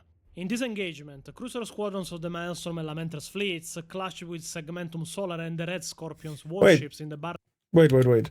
So, Maelstrom and Lamenter's 906. so I'm not misunderstanding. The first three numbers are the days, and they go up to 1,000 before resetting. Technically 999, and then resetting, sure. But this is the years, and this is the millennia we're in.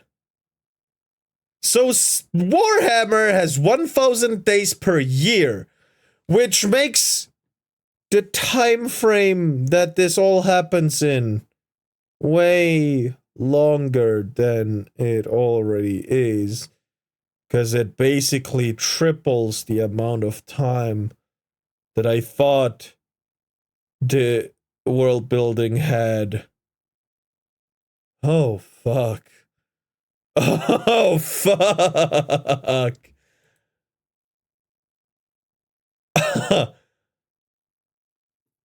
Huh. Interesting, to say the least. Huh. Alright. 6 and 41. In this engagement, cruiser squadrons of the Maelstrom and Lamenter's fleets clashed with Segmentum Solar and the Red Scorpion's warships in the barren void of space between the star systems of Galen and Griff. The battle proved inconclusive, with vessels from both sides suffering damages, but few major ships from either side lost. The only serious loss incurred was the Maelstrom fleet's flagship for the engagement, the Overlord-class battlecruiser Gauntlet of Wrath. His main Damn. bridge was wrecked after a fortunate land strike from the light cruiser Lady Sibalin penetrated its void shields, causing the battle cruiser to run out of control and break away from its escorts. Seeing this unexpected error, several Red Scorpion strike cruisers pounced immediately, and despite the valiant efforts of the Gauntlet's gun crews, they swiftly battered the venerable warship in a close-range crossfire, before Damn. finishing her off with raiding parties, leaving the ship a gutted and flaming hulk before her allies could rally to defend her. The secessionist fleet broke off from the engagement into the warp soon afterwards. This proved to be the largest of a dozen engagements that occurred in a very short space of time in this period, but overall the substantial loyalist forces quickly succeeded in checking and containing the secession advance in the early part of 906 and 41, especially after the Marines Errant and Firehawks were cleared of heretical and seditious intent and added the remaining forces to the loyalist order of battle. But the heavy resistance and defenses of the Maelstrom warders prevented them from making any significant gains in this period. Meanwhile, elsewhere, outside of the borders of the Maelstrom zone, the scrutiny of the Senatorum Imperialis and the High Lords of Terra also fell on the Carthago sector.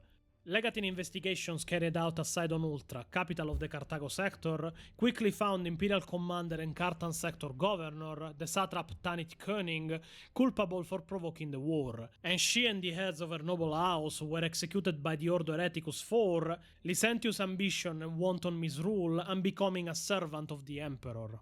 The findings of the Inquisition into the actions of the Cartans were, in brief, that she and the ruling council had overstepped their authority on numerous counts in the events that led to the BADAP War. Now she and those that followed her were put to death, and the Cartans were to pay for their transgressions, with the entire 14 billion strong population of Sidon Ultra committed to indentured servitude for 6 generations, in payment of outstanding debt.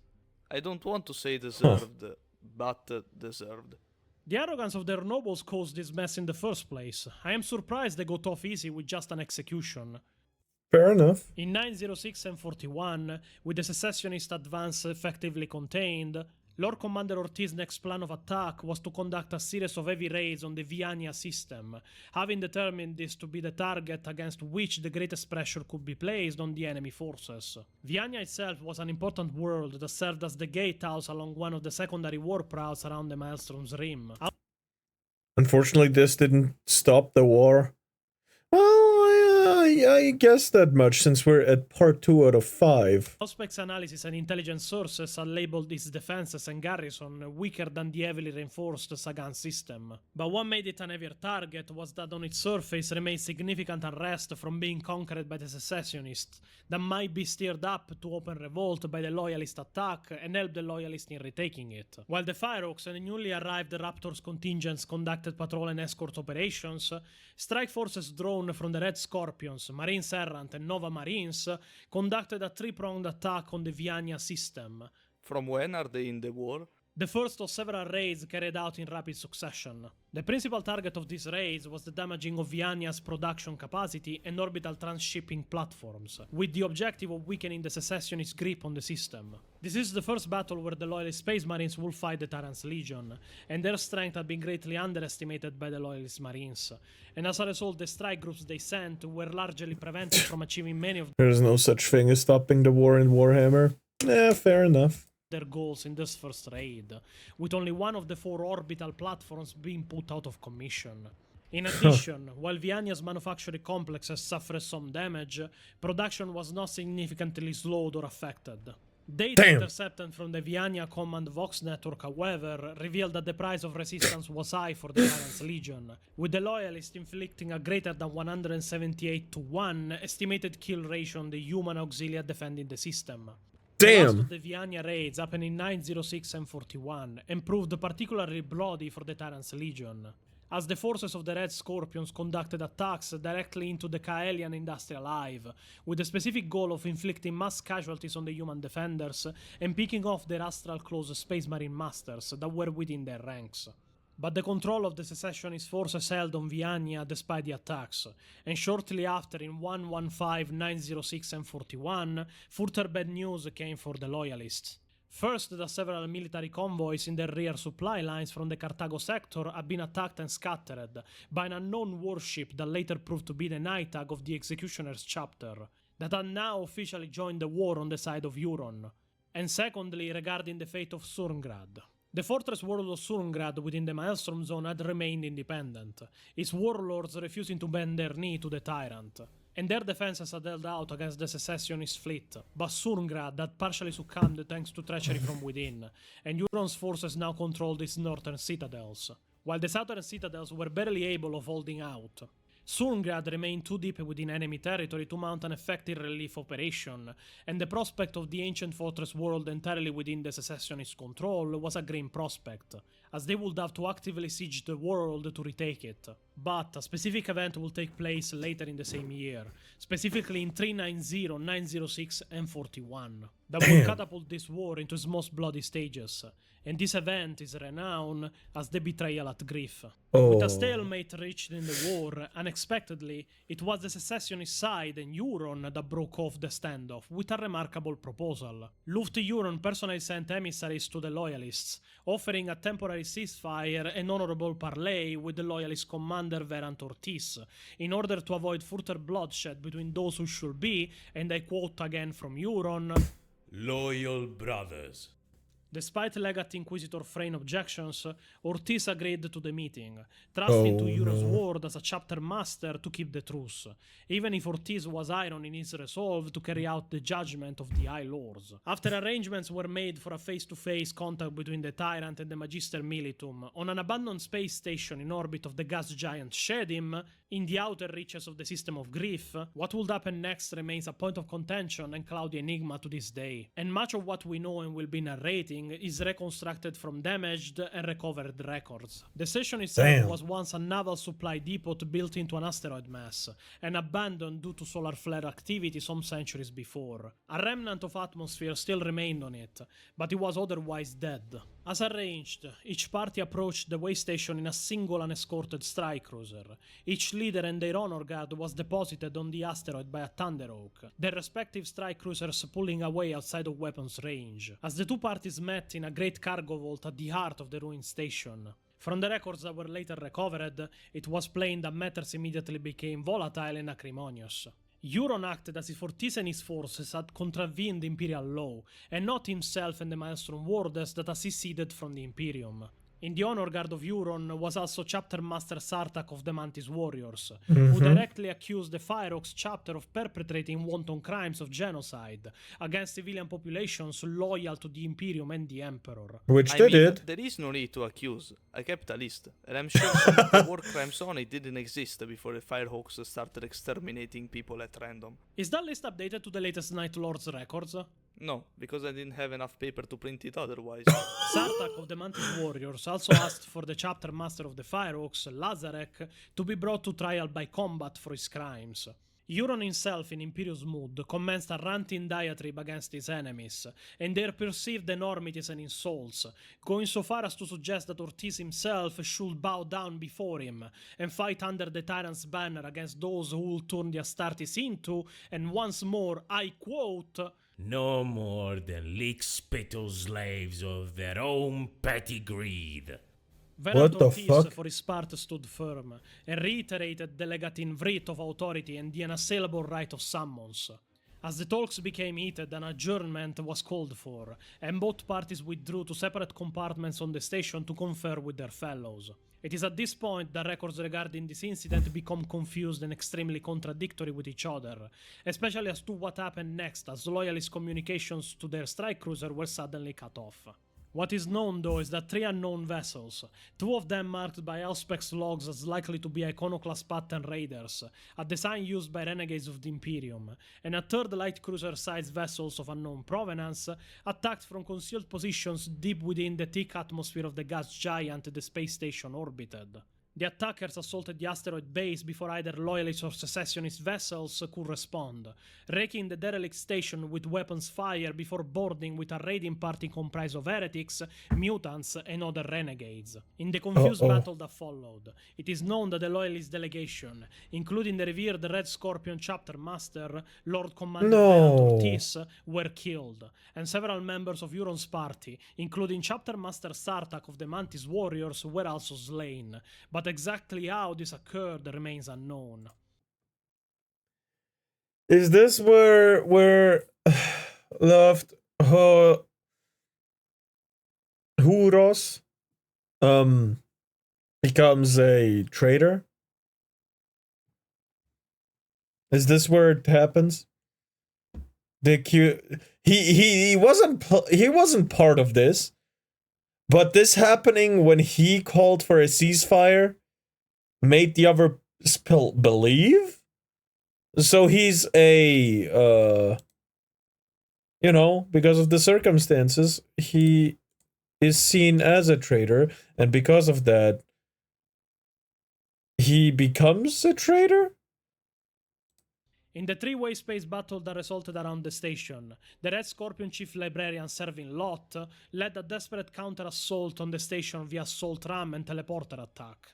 At the height of the battle, the larger unknown vessel, badly stricken by fire I'm just from the predicting, Astral by the strike way. cruiser, crashed into the station and exploded, causing the asteroid it was based upon to slowly break up in a cascade of debris.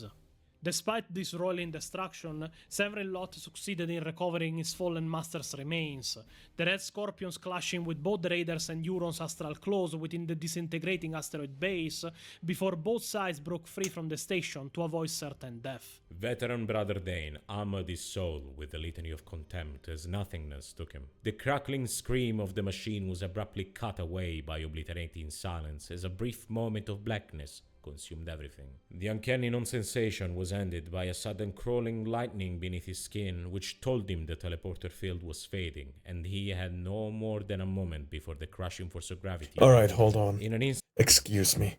I have to go really freaking bad. That's the wrong image.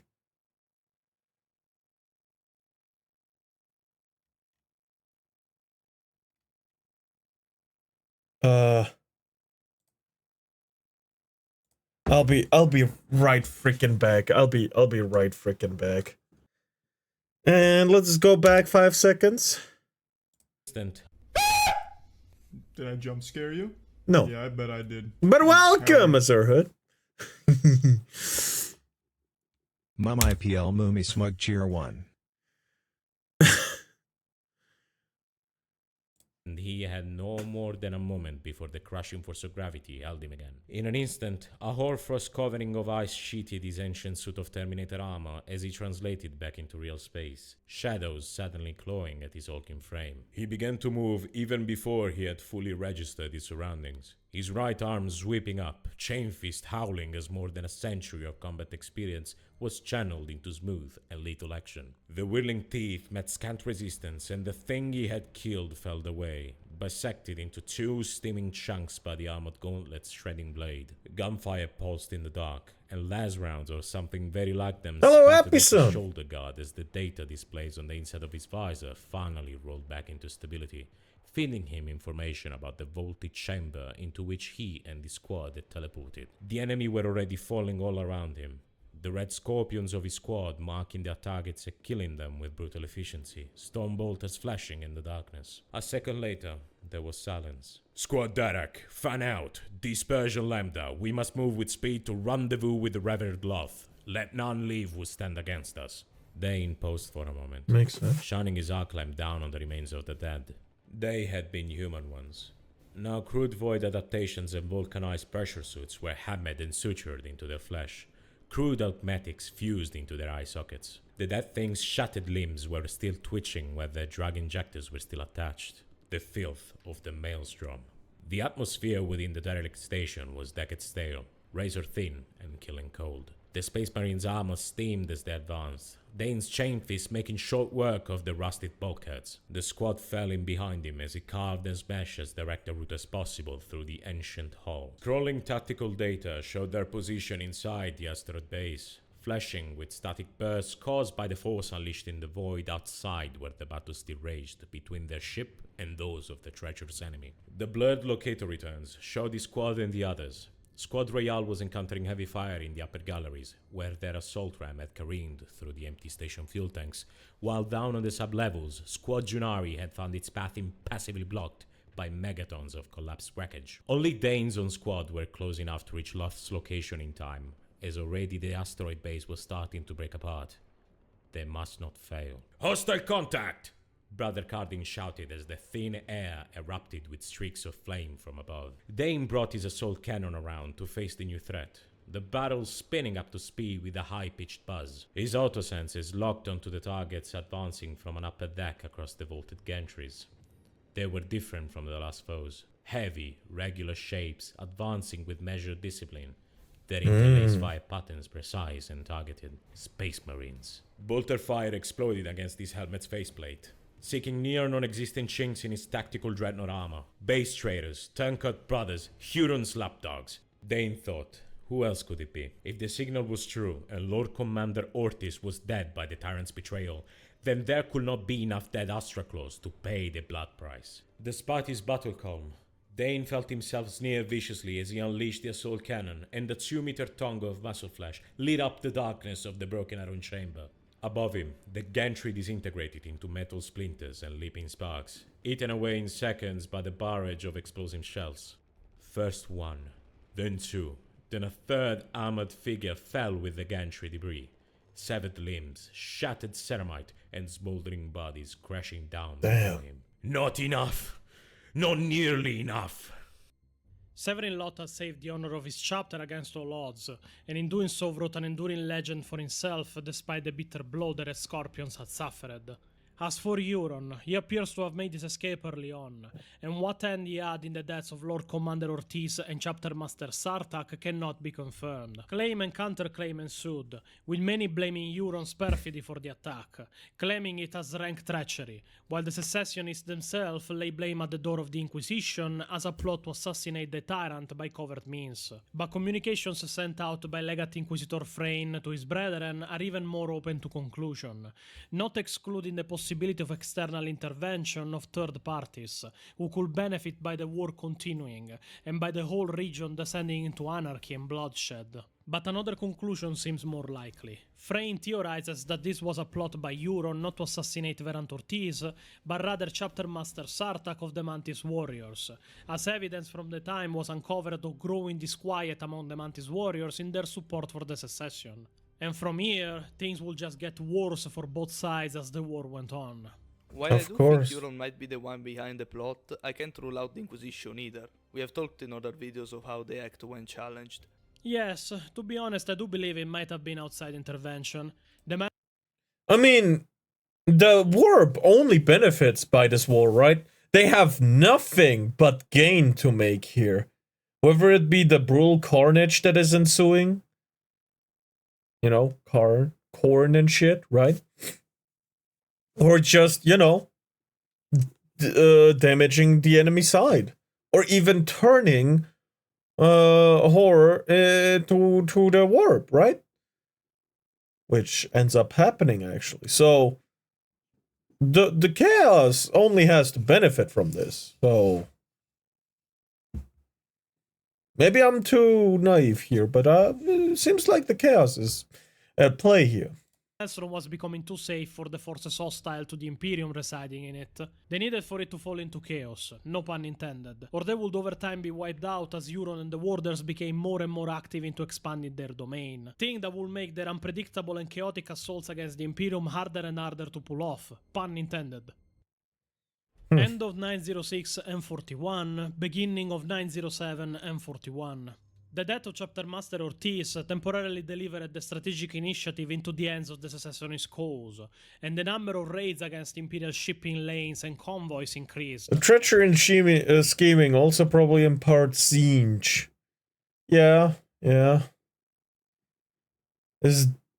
whole thing sounds like master plan. I just skipped a lot of stuff here.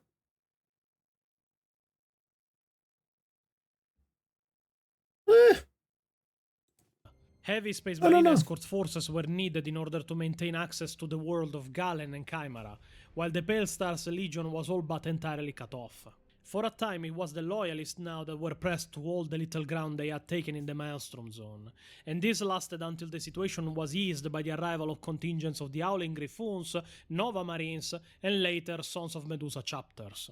How many chapters are against Euron by this point? I lost count. Many, and he's holding all of them at bay, but for now, let's introduce all of them. The Nova Marines, that for some reason were named even earlier as participating in the war, but technically they have joined just now, consistency isn't the forte of Imperial Armor, are an ancient and proud chapter of Space Marines that adhere fully to the Codex Astartes, that they see as divinely ordained law. Nerd! Sorry. They are one of the few chapters of Marines so radical in their views that they would be considered under the monodominant outlook of the Inquisition, espousing a doctrine of complete extermination of all intelligent alien life in the galaxy in order to ensure the survival of humanity. They were founded by Lucretius Fair. Corvo, a highly honored captain of the Ultramarines Legion, who served as one of the Legion champions during the brutal fight against the traitor Warbearers Legion on Astagar during the Horus Heresy. They are in fact a second founding chapter directly descending from the original Ultramarines Legion. At their founding, the Nova Marines swore an oath to defend the Segmentum Ultima from all enemies of mankind, and as such joined their fellow loyalists against secessionist forces when the news of the war reached them. Then we have the Howling Griffons. Their origins are unknown, but it is estimated that they were founded in M33, as they are recorded being active from that time onward. They are so old that they are recorded fighting in many of the major wars the Imperium has suffered throughout the millennia, from the Black Crusades of Abaddon the Despoiler to the Plague of Unbelief. The chapter is notably well provided in both arms.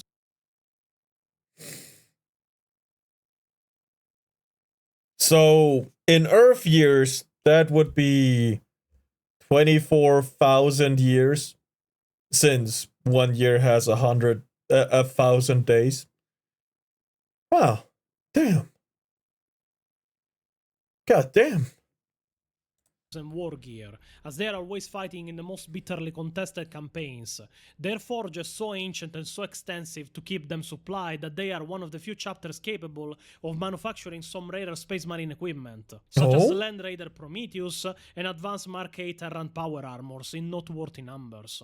This chapter has a particular vendetta that pushed them against traitor forces, especially if those traitor forces are word bearers, for reasons you can learn by doing more research into them, but their bellicose nature drew them to join the Loyalists when the war reached the ears of the Howling Griffons.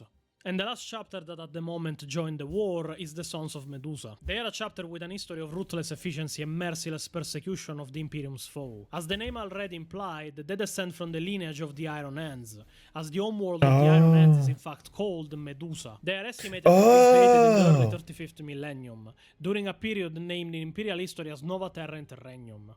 A period of division and civil war in which the Imperium became fractured into warring and disparate factions which cut across the lines of the Adeptus and turned former allies into enemies.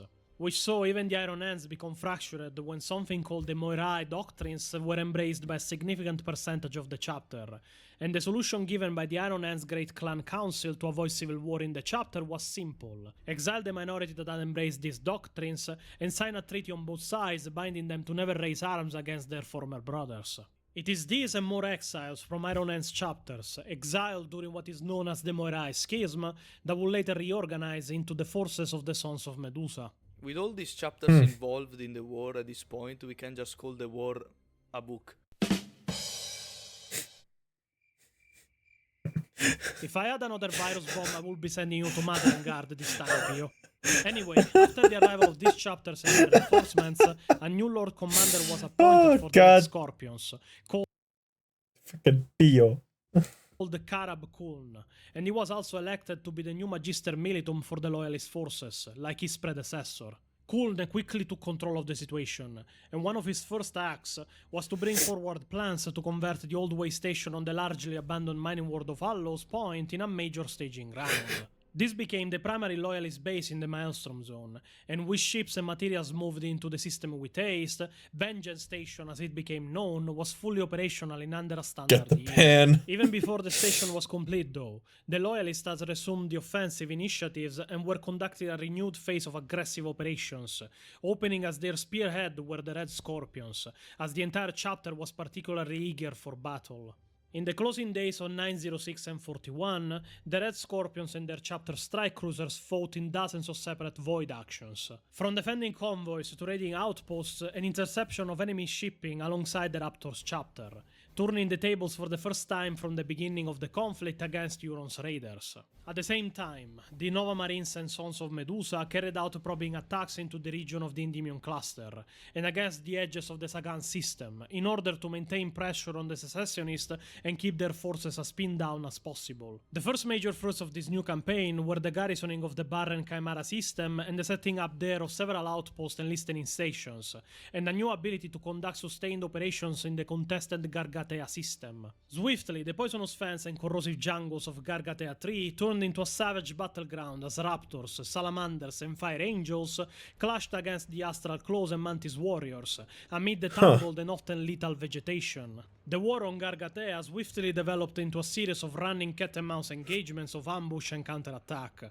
with the advantage swinging back and forth between the two sides. As one of the few life-sustaining worlds in the region, and a useful navigational way station, Gargatea 3 remained a contested world of vital strategic importance right up until the end of 907 and 41. For 1,000 days, forces were finally goddamn. displaced from the planet, and the system reclaimed for the Loyalists. At this point, with the arrival of fresh Marines to replace them on the battlefields, the Marines Errant first took up reserve duty for the remainder of 906 and 41, before they withdrew entirely from the BADAP War early in 907 and 41, with some acrimony attached for their leave-taking.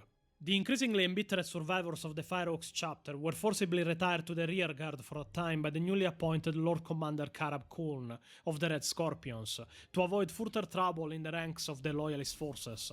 A few dozen war crimes too late. This deployment, though, proved strategically effective, as the presence of the Raptorus Rex at Allo Point protected the Loyalist facility while under construction. This was vital when Allo's Point was raided in 810, 906 and 41 by secessionist fireships and frigate squadrons led by a trio of Lamenter chapter strike cruisers. The attack, although well executed, was repulsed without major damage to the half-finished base and anchorage, the concentrated firepower of the Raptorus Rex alongside the Red Scorpion's battle badge Sword of Ordon proving a decisive factor. A further consequence of the battle at Allos Point was the fate of one of the Lamenter strike cruisers, the Inflexible, which proved so badly damaged after being rammed by the Firehawks destroyer Ravage during the battle, that even though it escaped from the system, the ship was forced to stop out of the warp near the Forbidden Star of Iruko during its retreat, and was subsequently lost with all on board in unknown circumstances. My Oh. poor boys. God damn it! To the Loyalist ranks month by month, and a missive arrived to the Lord Commander from the Adeptus Terra, informing them that other Space Marine chapters were en route to join them. The scales were beginning to tip in the Loyalist favor. All available intelligence on the secessionists indicated that they had fallen into a defensive stance, and were further digging in and fortifying their key systems. At this point, Lord Commander Kuln knew that he must press his advantage soon, or risk the war devolving into a slow battle of attrition that would bleed his forces dry.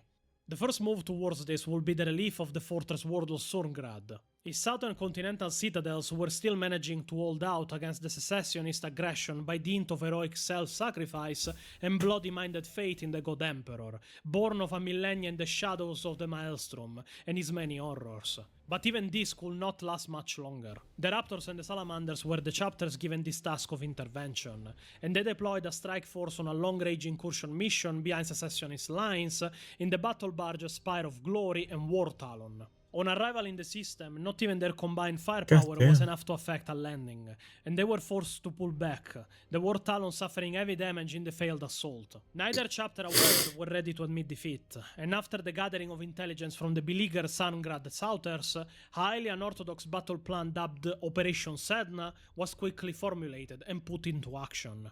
Under the cloud created by a series of diversionary attacks in the Equatorial Territory, the Raptors successfully landed a strong force of Battle Brothers covertly in field-modified armor over 300 kilometers away from their chosen target. They decided not to use heavy gear or vehicles to stay hidden to the auspex and thermal detectors, and after advancing on foot for weeks through the rolling ice packs and bitter tundra, launched their assault under the cover of a blinding gale. After breaching the fortress walls of the main orbital defense complex with melta-bombs, they gained entrance and succeeded in sabotaging the base weapon silos, despite taking heavy casualties from the Astral Claws who bitterly contested their attack. Astral Damn. Claws? How? They are literally everywhere and fighting on every battlefield. How many did Euron make? Well, he did hide how many he had, so we don't know, right?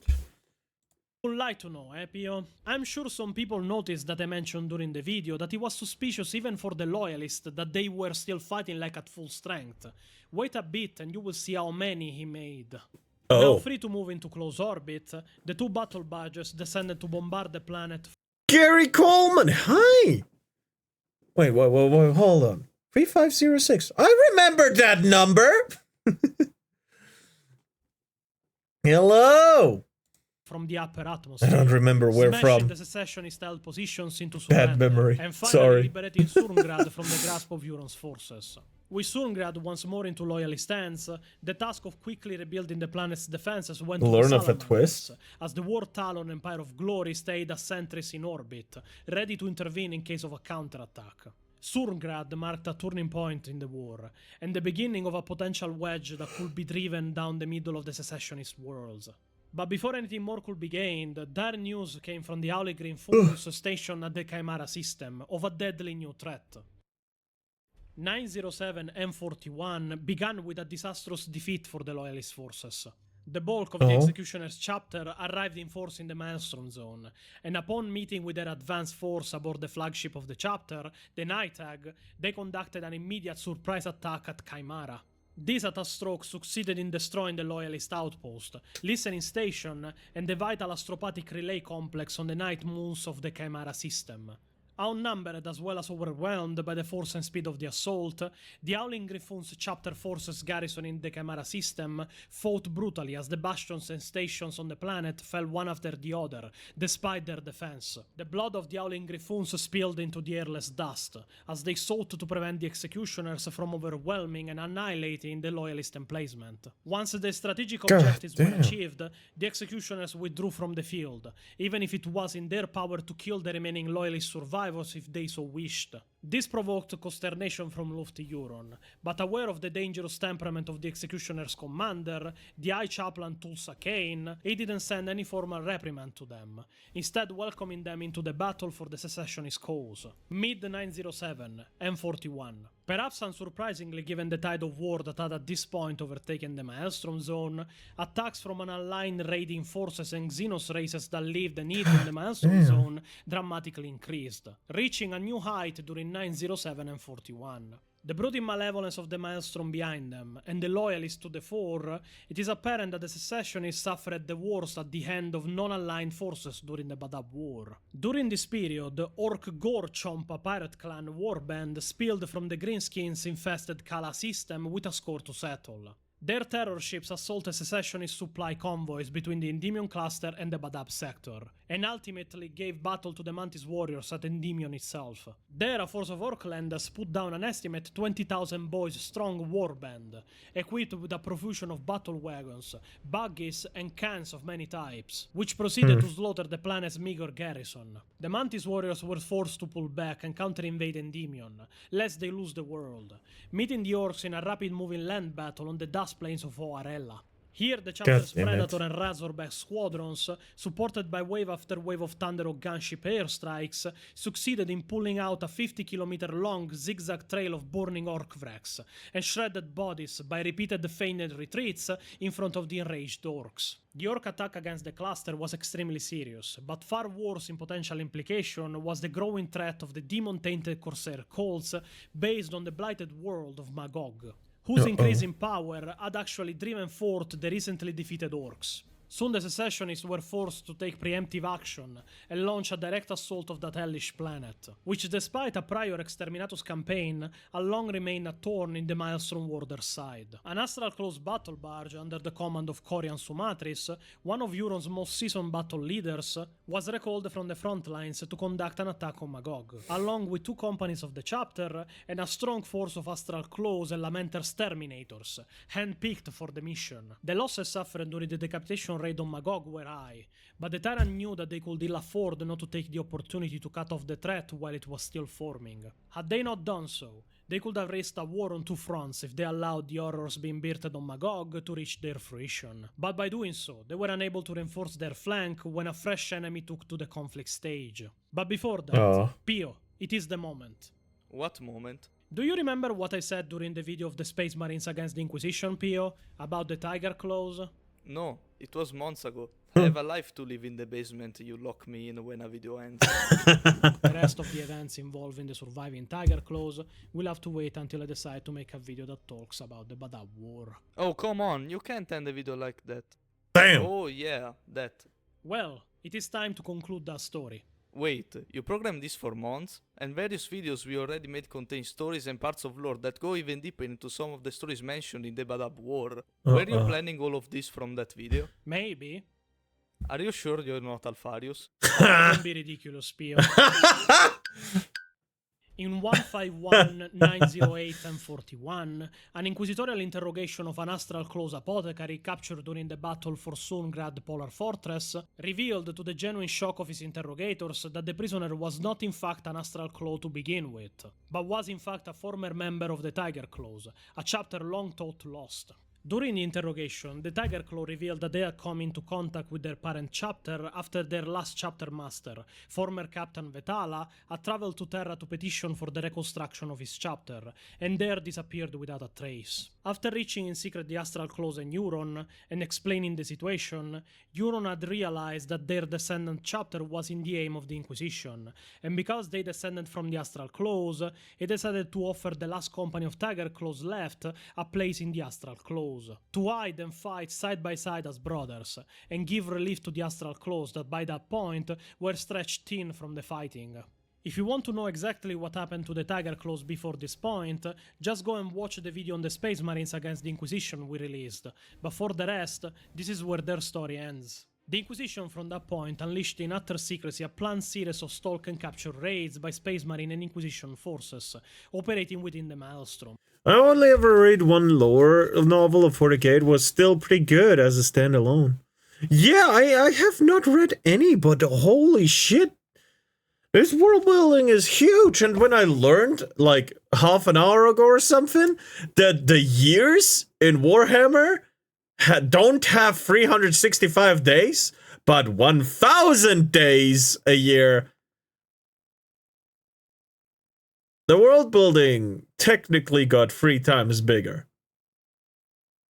Which, you know, is pretty big.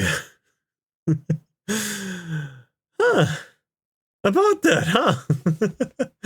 And evidence was quickly amassed of an unforeseen and terrible heresy that had been pursued by the Astral Claws and Luft Euron for more than a century. This evidence in fact proved that, at Luft Euron orders, the chapter deliberately withheld the Astral Claws gene seed, not to replenish the I learned that just but in now! order to save their near extinct kin in the Tiger Claws. This sin, compounded and compounded I again, mean, don't quote me on that, but it looks like that's to be the case.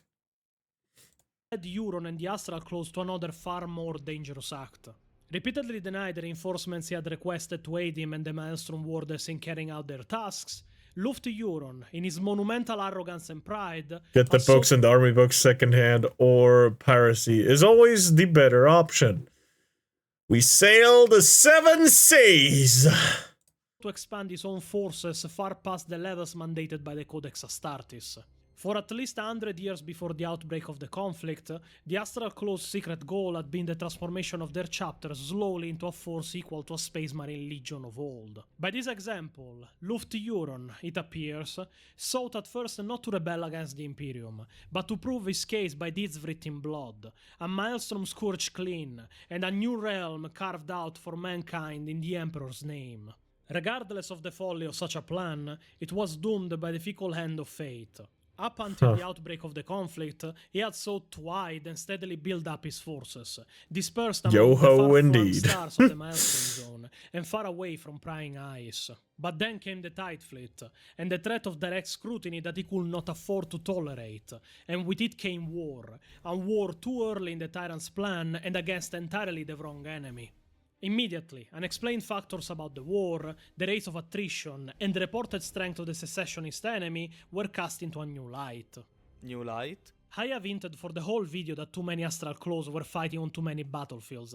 In every engagement it seemed that the Astral Claws were present in one way or another. And in fact, upon scrutiny and body counting, the Inquisitors discovered concrete proof of the heresy of Euron. They discovered, in fact, that more than 1,000 Astral Claws had already been killed in the war.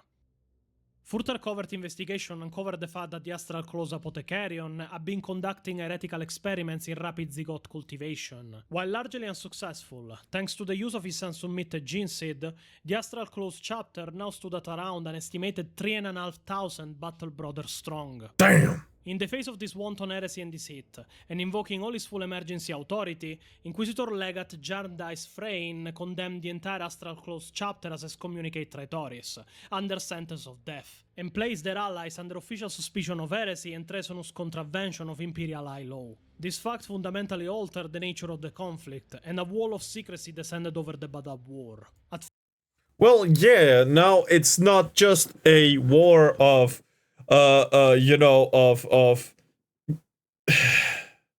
conflict of interest. Now it's a crusade against traitorous heretics. Technically. No, heretics are strictly people, I mean, it is heretical behavior, so, Anyway. Freyne's insistence, further Ordo Hereticus forces and regiments of Scholar Progenius stormtroopers are also called up, with the intention Is the narrator Italian? Yes. How'd you know? I couldn't tell. behind the Space Marines battle lines, to conduct full inquest on each world reclaimed from the Tyrant grasp, to root out the full extent of this heresy. Wait, that means... Yes, Pio. This isn't a war of loyalists against renegades anymore. It is now a war of loyalists against traitors and heretics. Yes. Returning to the war, in 440, 907 and 41, the Minotaurs, a powerful fleet-based chapter of dark renown and secret ties to the Adeptus Terra, arrived in full strength in the Maelstrom Zone. The Minotaurs are renowned for their unflinching determination in battle, with their chapter master, Asterion Moloch, being the fiercest of its warriors. They are renowned because they are especially good at one thing, fighting and exterminating other Space Marine chapters. They are one of the most dangerous chapters you can face in the void, and they will show proof of that in short order. The battle now evolved from a book to an encyclopedia. Remember when I said how guidelines turn to doctrine? Yet this is only one of many examples of this instance. Yup. They announced their presence in the war by launching a full chapter-scale attack on the secessionist-dominated mining facilities on Cairo, wiping out the 46,000-strong Tyrant's Legion garrison and rendering the mine works unusable before moving on. The Minotaurs then sent a ship and officially presented themselves to the Loyalist Council of War, but their master, the darkly famed Asterion Moloch, remained with his chapter as they proceeded to maraud through the Pale Stars region, striking a pre-planned list of targets in a deliberate effort to decimate rather than conquer the resources production facilities of the region, and thereby begin to starve the secessionist war effort. The Minotaurs' attacks were indiscriminate, targeting not only the 30-plus minor worlds and stations the secession had taken direct control over, but also overlooked independent minor outposts, and even those that had stayed loyal to their distant Cartan masters. While the Minotaurs coordinated their efforts with the Loyalist Command Network, they operated largely independently in the southern Maelstrom Zone, striking targets amid the Pale Stars, and then a Stellar Drift's border regions. In these battles, the viciousness of the chapter's reputation for leaving no survivors among those that resisted them grew quickly, and remained uncontested until another savage chapter joined the war later on, but this is not the time to name them yet. Only the warships and strike forces of the Executioners seemed able to slow down the Minotaurs' progress in the southern Maelstrom Zone. The two chapters almost enjoyed their battles as a kind of bloody sport.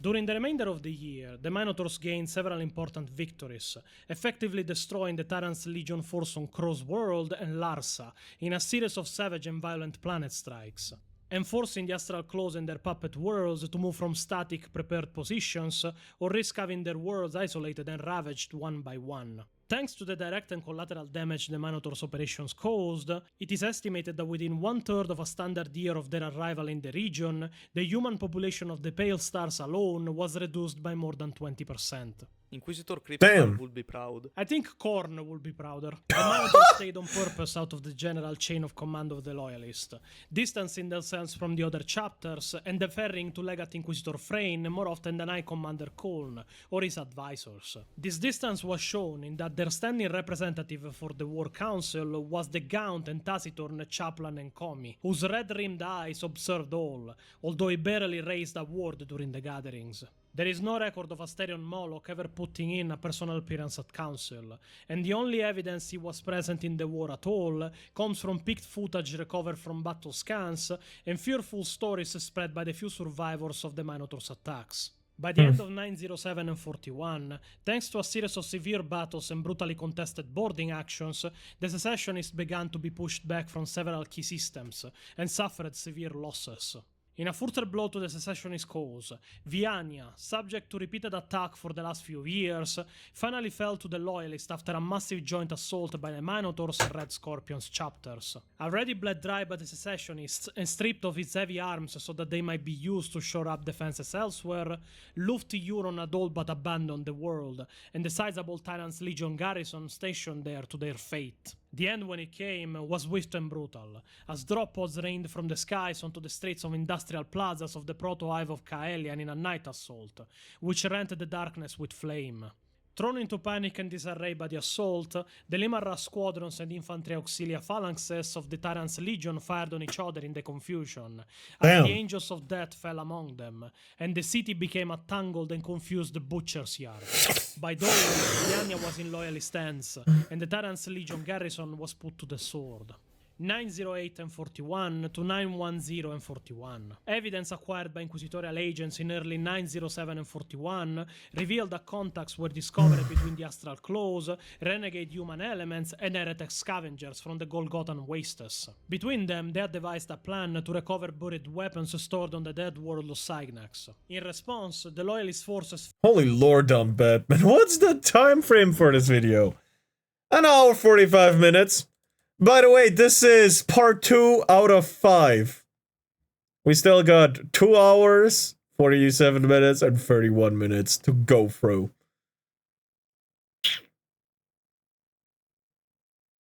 Hell, I am late! Hello, the Pontius! Can you quickly answer me? Does a Warhammer year have 1,000 days? How long in history? Oh, we are now, how long? It started in 906? No. We started in year 500. So we're now, yeah. 500 years of history. We've had 500 years of history so far. Of the BADAP War. This is a telenovela long series. True indeed!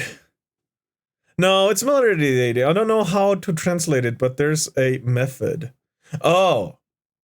I thought it's days, year, and then millennia. Which millennia we're in. Because it's like too much to write 41,907th year, day 999.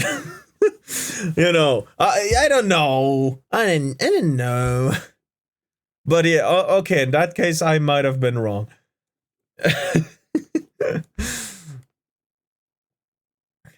Alright. I was wrong in that case.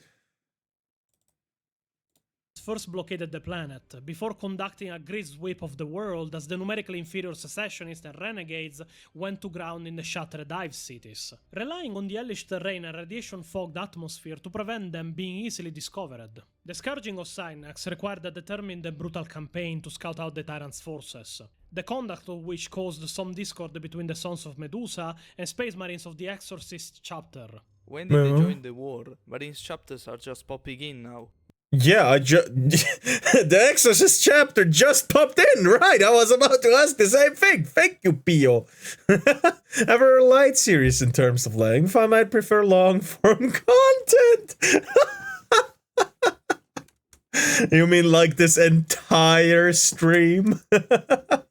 The accusations from the Exorcist were that the Sons of Medusa were more interested in serving their own hidden designs on Cygnus than in hunting down the enemy as brutally as possible. Yeah, it's weird how this war was written. Indeed. But I am correct in the assumption that the second 3 numbers, you know, the 907 and then millennia, is the year? Am I correct in that assumption at least?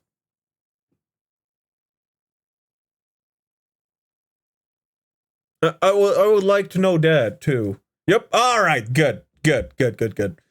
A world chapter appears. The smaller Exorcist force was soon withdrawn and redeployed in the forthcoming assault on the Sagan system, while the Sons of Medusa were left to liquidate the Sagnax threat as they saw fit.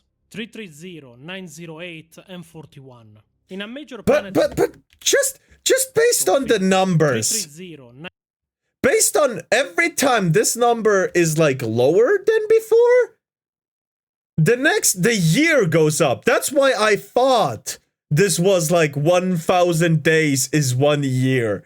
That's why I thought it was that way. I think I can't be excused for being wrong here. 908, and 41. In a major planetary assault, the secessionists were driven from their fortresses on Sagan. Wait. No. An entire 8-hour stream multiplied by 2 with commentary? No. Wait. Can you do freaking math? This is half an hour. This is 3/3 of an hour. That's 2. Oh, you might actually be right. No, hold on. That's 2. Let's count that as 2 hours. That's 1 hour. 1 hour. That's 6. That's 6.5 hours. You're wrong. Fuck you.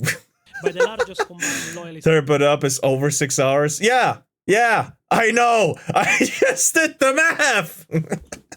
Forces so far fielded in the BADAP war.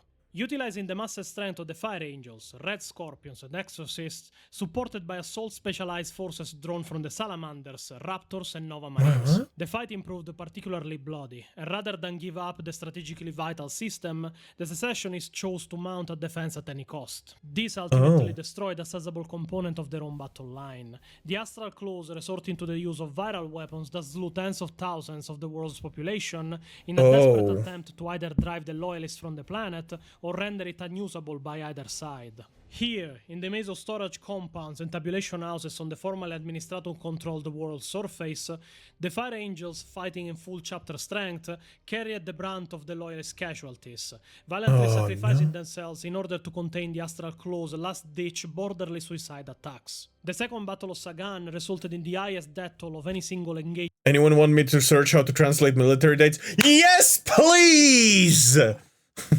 At least for Warhammer thing. I don't know if I just want to know how long a Warhammer year is and stuff.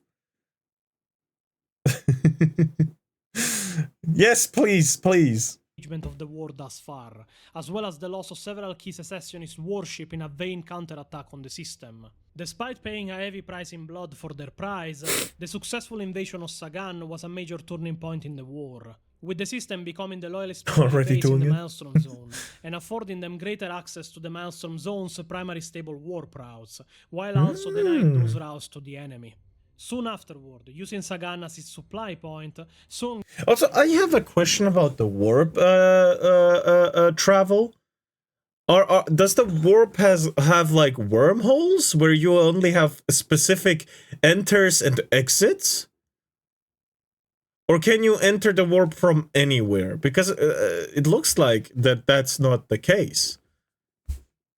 Right? That you have to enter at a specific point and exit on a specific point?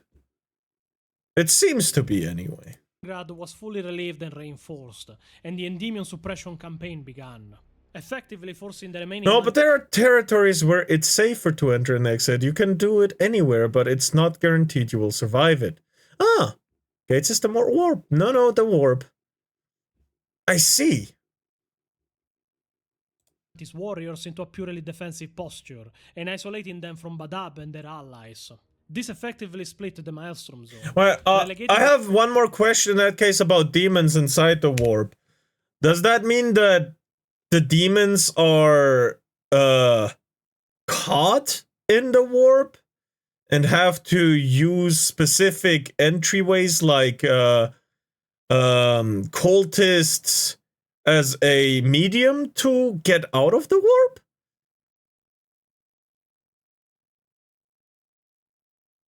Because if anyone can just get out at any point in time, because I'm guessing that the different races or the different factions in Warhammer have... Nope, demons can enter and exit in their own way. To be summoned in reality, though, they need a lot of warp energy. I see, so only powerful ones can do it at any given time. Demons are not material things, they are more like ghosts. Yeah, okay, got it. Got it, okay. Them from BADAP and their allies. This effectively split the Maelstrom Zone. Oh yeah, they're in the parallel, no, not parallel universe is inaccurate. They're in the split universe of the intangible, where they see the souls, not the bodies, kind of. I see. Yeah. I remember a little bit of lore, a little bit, just a little bit, right? Fucking the candle thing. Yeah, I remember the candle explanation, that each soul, the stronger the soul, the more the more lit the candle is, the stronger it glows. Right. And Titus is not a candle, he is a blank, therefore he's invisible to them. Basically. Yeah, I remember. Not enough! Next video on how Mumi is a false lore fan! Oh, whoa. I am a beginner! I have never claimed to know lore. However... Hold on, can I find this?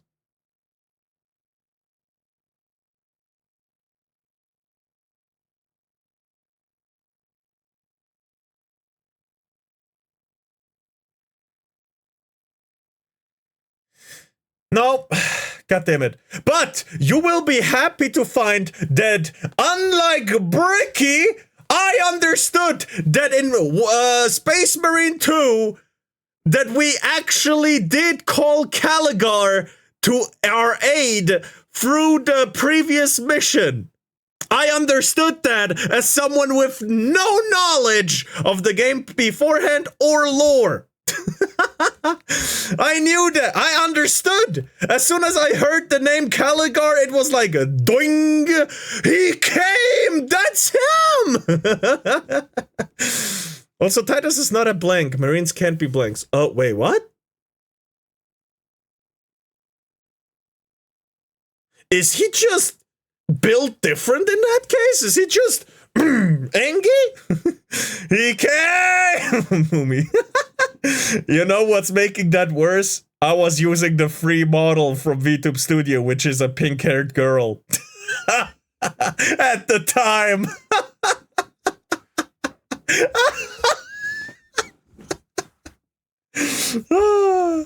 That system using as a sample.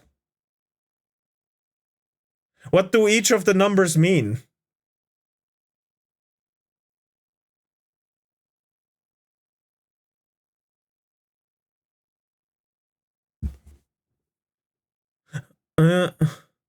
Maybe something gonna happen on Monday. Just gut feeling. What do you mean? What do you mean?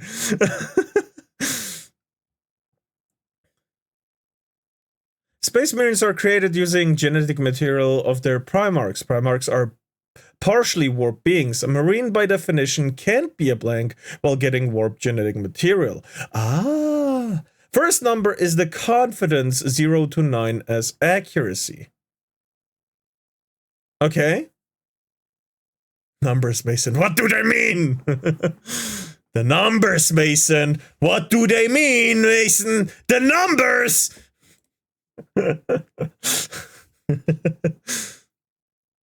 Alright. So 0 would be 0 accuracy, so it's not very reliable?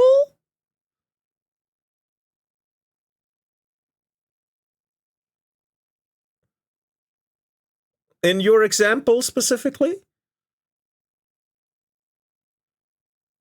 What are the next three numbers then? Like the third, the second, third, and fourth. What do they mean? 0 is most. Oh, okay.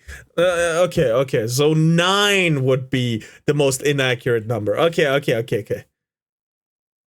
What are the next three numbers though? That's the one I'm most interested in. Because I am aware of the other numbers, right?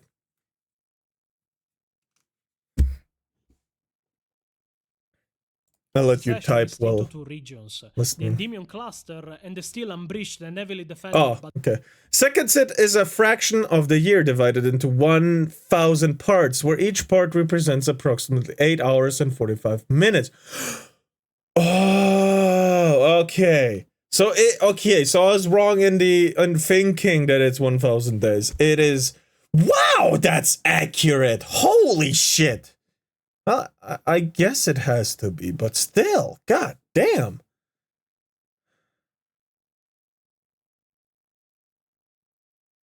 Zero 25th, 15th February.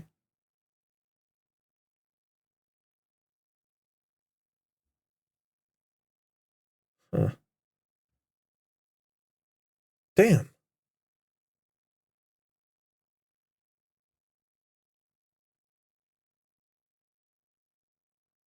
Okay. BADAP sector itself. So 338 is like a third into the year, first 4 months. Yeah, I understood now. That is. No, I'm just kinda buffed about it being that accurate in time. Huh. Third is the specific year within the millennium, numbered from 001 to 999. Yeah, no, I was aware of the year. I was aware of the year. And last is the millennium. No, I was aware of those. But yeah, goddamn. I'm actually impressed on how accurate some of the dates are to, like, the hours specifically. You can say, yeah, plus minus 8 hours of that day was spent fighting with fire. That is, wow. That's an amount of depth to the lore I was not expecting. Like, this is already really fucking a lot, right? But god damn. Okay. From this point onward, the secessionist aggression will be limited to commerce raids and targeted strikes, primarily carried out by the vessels of the Executioners and Lamenters chapters. Now, finally numbers go down a bit. Between 908 and 909 M41, beyond the BADAP sector, massive orc incursions and multiple WAGs erupted, threatening the safety of the Ultima Segmentum. As the BADAP secessionists were judged now to be effectively contained, the loyalist forces of the Nova Marines, Raptors and Auli Griffons, all of which have suffered battlefield attrition to some degree, were one by one withdrawn from the conflict in managed stages as part of a major Imperium-wide strategic redeployment, along with a number of warships of Segmentum Solar Reserve forces, which had been deployed to the loyalist cause. And now, Pio, I fear the worst part of the video is coming for you. Why? No. We will now talk of how the Lamenters have been defeated in the BADAP War. Poor No! lamenting boys. God damn it. 888, 908, and 41. The Lamenters chapter had already suffered significant losses through attrition. The fleet-based chapter having been I learned more lore today than in my whole life. Yes, same? And I'm not even halfway through? defending the southern BADAP sector, as well as serving escort duty to many supply convoys. But they were still a force to be reckoned with. A plan was put into action. We learned. Leering Center, 40k. You heard me say learned instead of learned. Yep, I was referencing that with your misspelling right there. I should have said leered. If he is making billions out of my videos, I require royalties. Alright, I don't mind. I'll subscribe to the highest amount of Patreon for you. I don't know you're Somalian, Mumi. Oh, wait, no, I'm Balkan. There's a difference. We both do the same thing, but I'm Balkan.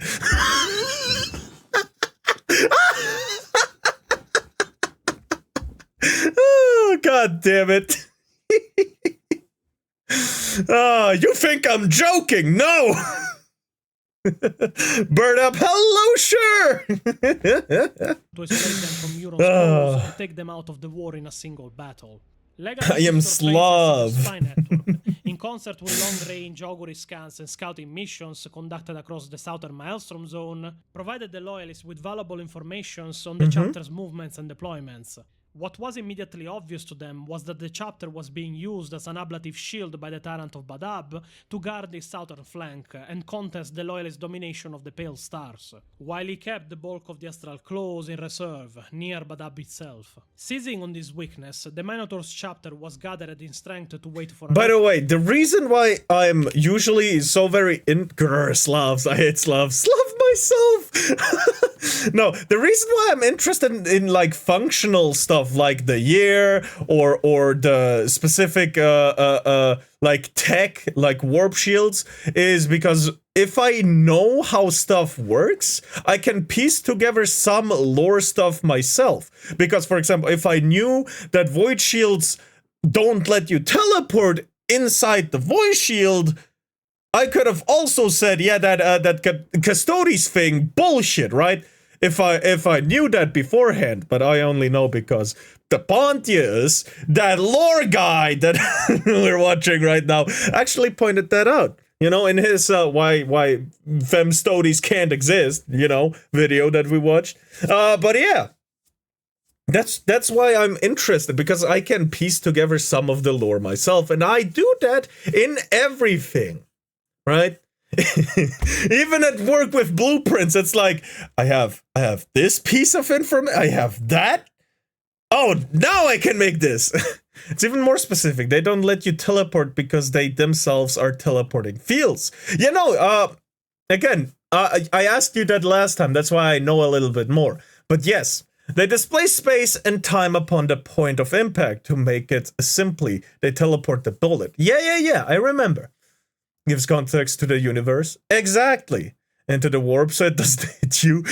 Random demon untangible getting jump scared by a material thing that doesn't actually hit him, but appears in front of him at light speed. That thought just came into my mind.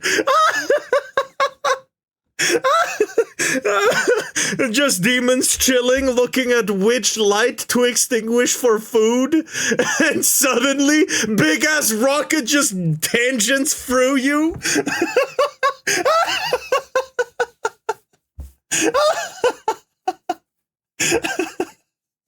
Damn! That's hilarious. Seizing on this weakness, the Minotaur's chapter was gathered in strength Demons to get wait for an opening jump-scared. to strike where they would be most effective. That opportunity came in 888, 908, and 41, when the location of the Lamenter chapter Bork, named Mater Lacrimarum, was discovered in orbit over the feral world of Optera, taking on supplies. Immediately, a rapid strike force was dispatched to attack the ship, and succeeded in catching it and crippling its main drives, preventing it from fleeing the system. The Damn. Bork, which carried both the chapter's recovery in battle wounded and its precious resource of gene seed, was No. a target the Lamenters could not help but try to defend at any cost, and so the trap was sprung.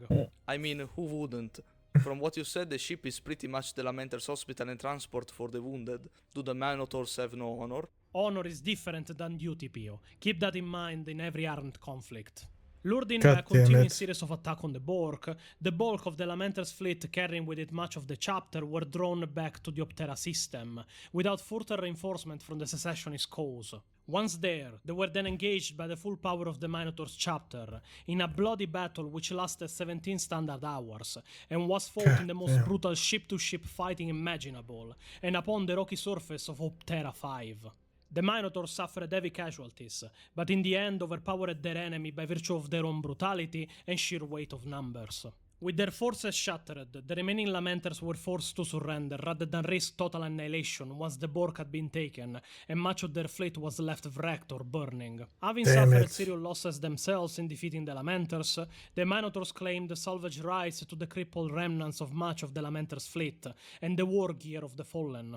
The surviving Lamenters, barring a few that remained at Euron's side during the battle, were incarcerated on a prison hall orbiting the night side of Sagan II, amid rumors of their growing insanity in confinement.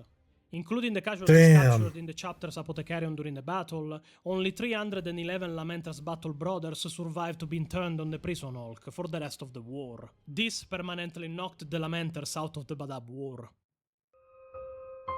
My boys!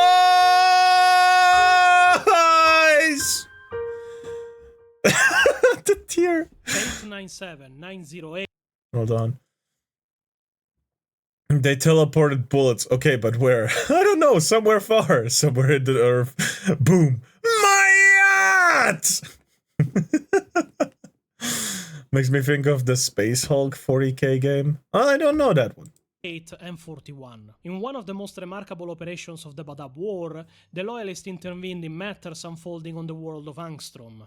The sovereign independent Adeptus Mechanicus domain of Angstrom in Eastern Maelstrom Zone had remained neutral so far throughout the conflict, rejecting diplomatic missions and threats from both sides to join with them in the war. The Magos of Angstrom considered the conflict itself no more than an internal dispute between competing imperial factions, in which they had no cause to interfere, and had made known their intention to defend their territorial sovereignty against all trespassers. Instead of taking sides, Angstrom has simply continued its operations as usual, which included fulfilling a long-standing agreement to render up a bounty of advanced weapons and refined ores to be collected by the Imperium's representatives on a 3-yearly cycle from the edge of their planetary system. The Magos care not for which of the Imperium servants retrieved the bounty, only that their part of the arrangement was carried out to the letter. In the past, this bounty has supplied the Maelstrom warders with a vital resource, and the Tyrant's servants continue to be in the perfect position to collect it, greatly aiding their war effort.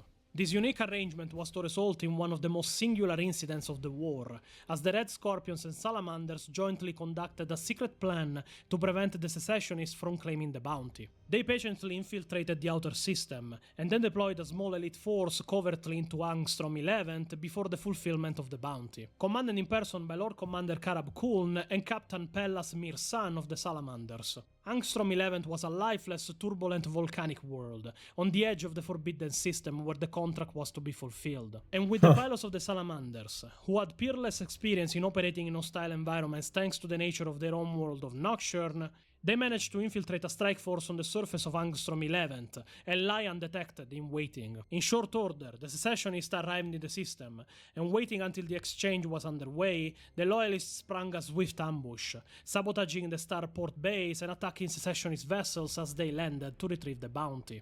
The battle that followed was brief but furious, conducted in the inferno reaches of the Angstrom surface as the Loyalists sought to inflict as much damage as possible before they were forced to retreat. In the confusion and destruction that followed, the Angstrom Mechanicus, incensed by the outbreak of hostiles in their domain, assaulted both sides, with heavily armored attack columns of Tech Guard and Praetorian battle servitors making landfall on Angstrom 11 within hours of the attack being launched. While Typhon-class hunter-killers attacked the warships of both sides.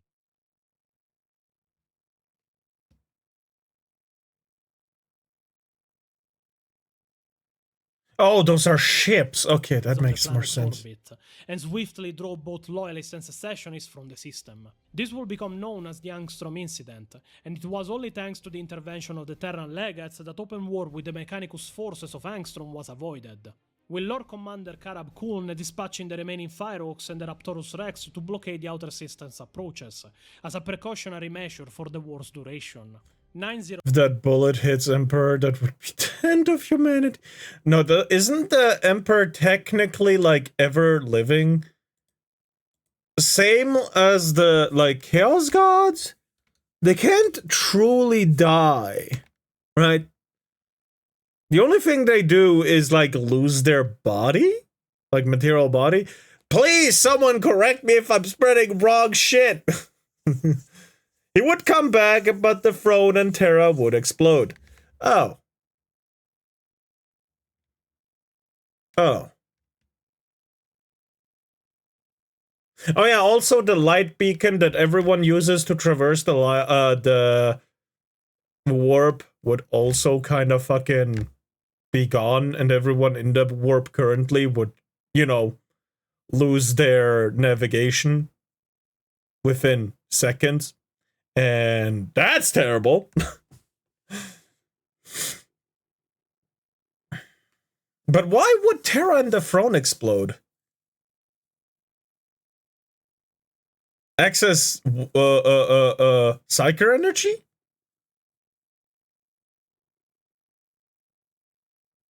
Kind of like how the Grey Knights, was it the Grey Knights? how the Grey Knights, when they killed that one monster that made the scream that killed all the Psychers within multiple solar systems, you know, kind of like that.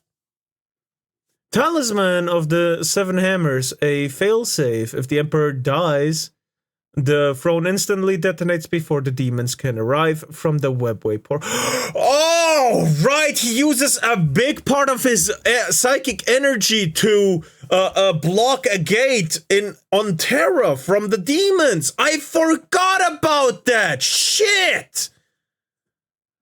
The Golden Throne is a psychic nuke. Yup! Wow, he's power...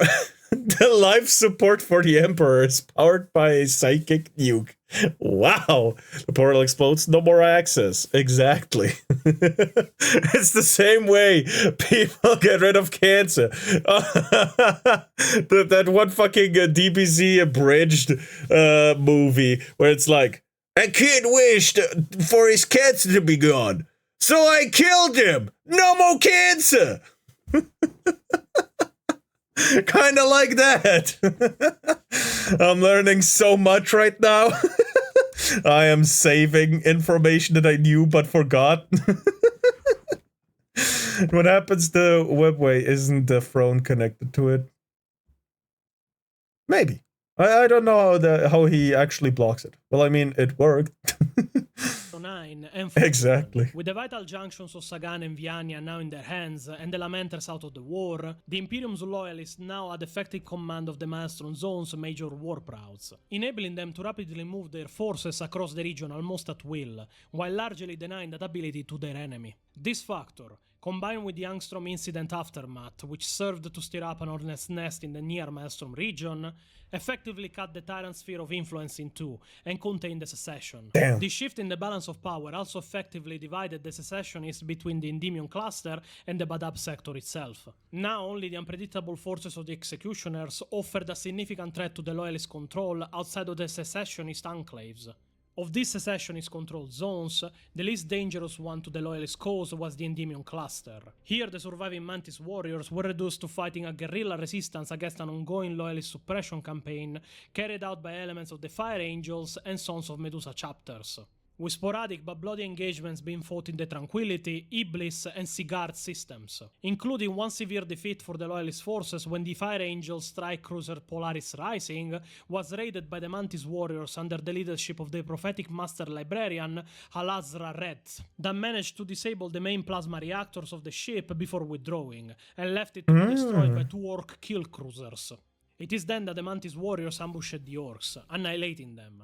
Only 37 Fire Angels Space Marines survived the battle, all wounded in one way or another, but they were given under the care of their apothecary and med servitors, while the Polaris Rising was taken by the Mantis warriors as a prize of war. Only the BADAP sector remained resolutely in the Tyrant's hands, comprising the BADAP system itself, as well as a number of important and highly fortified systems, most notably Shunna, the Kabalus, and Isin. Strategos Militum analysis indicated that taking these systems would likely be as costly and bloody for the Loyalists as the rest of the war so far combined. At the time was the unknown quantity of astral claws themselves. Since the revelation that Luft Euron had worked upon his chapter's expansion in secret, it could not be certain just how many Space Marines were deployed in the region's defense, while even the most conservative estimate of the numbers of Tyrant's Legion forces in the area reached well into the millions. Euron had all but abandoned the rest of his once mighty domains by the end of 909 and 41, and whispers reached the ears of loyalist operatives of the Tyrants. Welcome to Warhammer 40k, the Mean Grinder War Simulator. God damn it. In violence and paranoia, and of the further tightening of his murderous stranglehold on those worlds is still controlled. I had noticed that he was a megalomaniac. Of course, there's some of the bigger wars, to be fair. Not the biggest massacre, though. There's, you know, the birth of the Chaos Gods that are kind of big in massacre, and other psychic happening. Yeah, it's fine. Even it's during fine. the betrayal at Griff from the description. Is he going crazy? Crazy? Maybe. but drunk with power is for certain by this point. By this point, the Loyalist domination I of the agree. Maelstrom Zone's main warp route meant that they also were now able to blockade and to some extent exploit the mineral-rich worlds of the Pale Stars again, denying any substantial access to their resources from the enemy, which when combined with the isolation of Angstrom, greatly reduced the secessionist capacity to create and distribute new war material. In particular, perhaps the most serious vulnerability the secessionists now faced was in space. Thanks to the combination of attrition of the last several years, and most particularly with the destruction or capture of the Lamenter's chapter fleet, the secessionists were now much reduced in warships, suffering in particular a shortage of heavy unit and capital ships. The fleet assets the Astral Claws could master were now largely limited to light strike crafts, and a handful of strike cruiser and battle barges accompanied by the ravaged remnants of the once potent Maelstrom squadron. These remaining heavy ships Euron wisely deployed only as a concentrated reserve force based in the BADAP system itself, ready to reinforce the line wherever the Loyalist main strike would fall. Perhaps the most unpredictable factor in the BADAP War during this period remained the enigmatic and barbarous chapter of the Executioners. Since their arrival in the conflict in 907 and 41, the Executioners had fought their own war, and proved the scourge of Loyalist patrols and supply convoys, as well as destroying numerous outposts and listening stations. They had accounted for the majority of Loyalist seized and destroyed vessels. They also committed themselves to several heavy raids as far as Bellerophon's Fall and Cairo, while some of their heaviest actions fell against the Minotaur's chapter in the southern Maelstrom zone, such as the bloody tank duel they fought on the airless moon of Uzeal in the Crow's World system. The Executioner's base of operations was believed to have been a star system somewhere on the edge of the turbulent Dene stellar drift, but its location remained elusive, allowing the chapter to raid almost at will. The Executioners, however, aside from challenging the Loyalist forces in open warfare and attacking their supply lines, steadfastly refused to operate under the direct control of the Tyrant of Badab, operating only as allies but never as subordinates, a situation that created growing ire within the secessionists' ranks. In the closing days of 909 and 41, the Maelstrom secession was largely contained, but the Loyalist commanders were under no illusion that the war itself was over. What now remained would be an even more brutal phase of operations than any seen before in the conflict, a time of ruthless planetary purges, scorched earth campaigns, and apocalyptic close sieges. For the Loyalist part, many of the chapters that have fought the Imperium's cause have suffered substantial losses, and now will be replaced in the order of battle by other Space Marine chapters of yet darker renown, brought in by Legate Inquisitor Freyne to ensure the Badab sector would be crushed utterly. For those caught up in this clash of godlike warriors and superhuman killers, the bloodiest days of the Badab War were yet to come. One thing is for certain, a singular figure in the Battle Brothers of his chapter will prove the most dangerous foe of the war. The arrival of his chapter alone would have been a scourge on its own, but his presence on the battlefields would prove the infamous legends about him true. This titanic and brutal warrior will turn battlefields into lakes of blood, with his name echoing for generations in the Maelstrom zone as one of the most brutal killers the Imperium ever created. But that is a tale for another day. Bam. Leave the slaughterhouse. Not alive. There's some text behind the oh.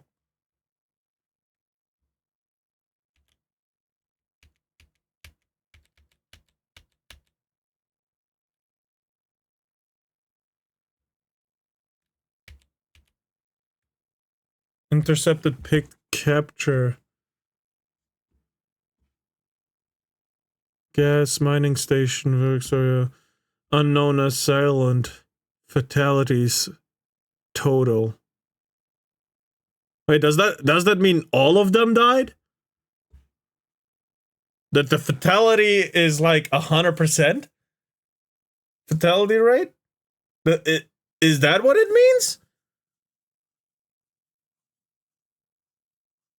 Oh. None shall escape the slaughterhouse, huh? Huh. You know, sometimes I forget they actually mean their sentences. Like for most, yup, 100% that. I see. Most of my time referencing Warhammer 40k was as a complete and utter tourist. I'm gonna be honest. Even when I played Space Marine 2, 8 months ago, a year ago, I don't fucking know. I was doing it as a tourist. I was aware of that. Total means total. I understand, but whatever. Fuck you. I was making sure I understood. But yeah, goddamn. So now, you know, they're being reminded of they actually mean their sentences. Like, oh yeah, right. House. Not alive. Not alive. Damn!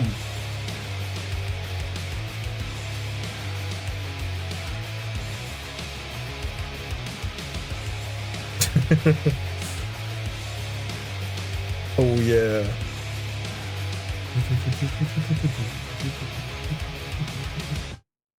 God damn. Wow, that was an intricate recalling of the war, don't you think, Pio? Yeah, but I also lost my hero in Euron, because let's remind everyone, this happened because Euron didn't pay taxes to the space IRS. Hayat told me the road to hell was paved with good intentions. Euron was ambitious, even too much, but wanted in the end just to do what was right. Unfortunately, he became unhinged in his ambition, to the point of turning on the people and empire he was creating. He came back! To protect. There you are. Was it hard to recover him? Dozen blood ravens are not something somebody will notice. Did your cousin help you? Good. Pio, let me introduce you to I like how you absolutely understand everything he says. Joy's cousin, a Canonically? space marine that serves under the Blood Angels. Meet Black Rage Larry. That name has very dangerous implications. Well, Pio, the video is over. Time for you to make the subtitles. I don't want to do them, nor be chained to a desk with a laptop again and forced to do them. Larry, please convince him to do the subtitles in your subtle and extremely reasonable way.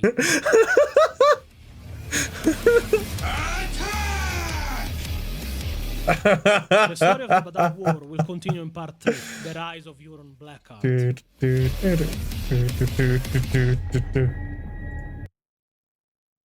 Alright, this time I'll stop 2 seconds before.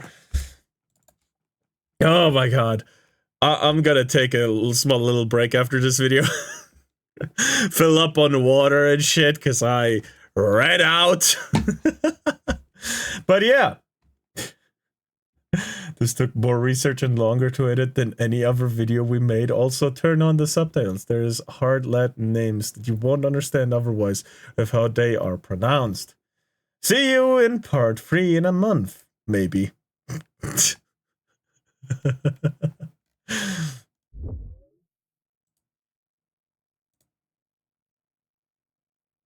Alright, no, I can't even say, yeah, that is true.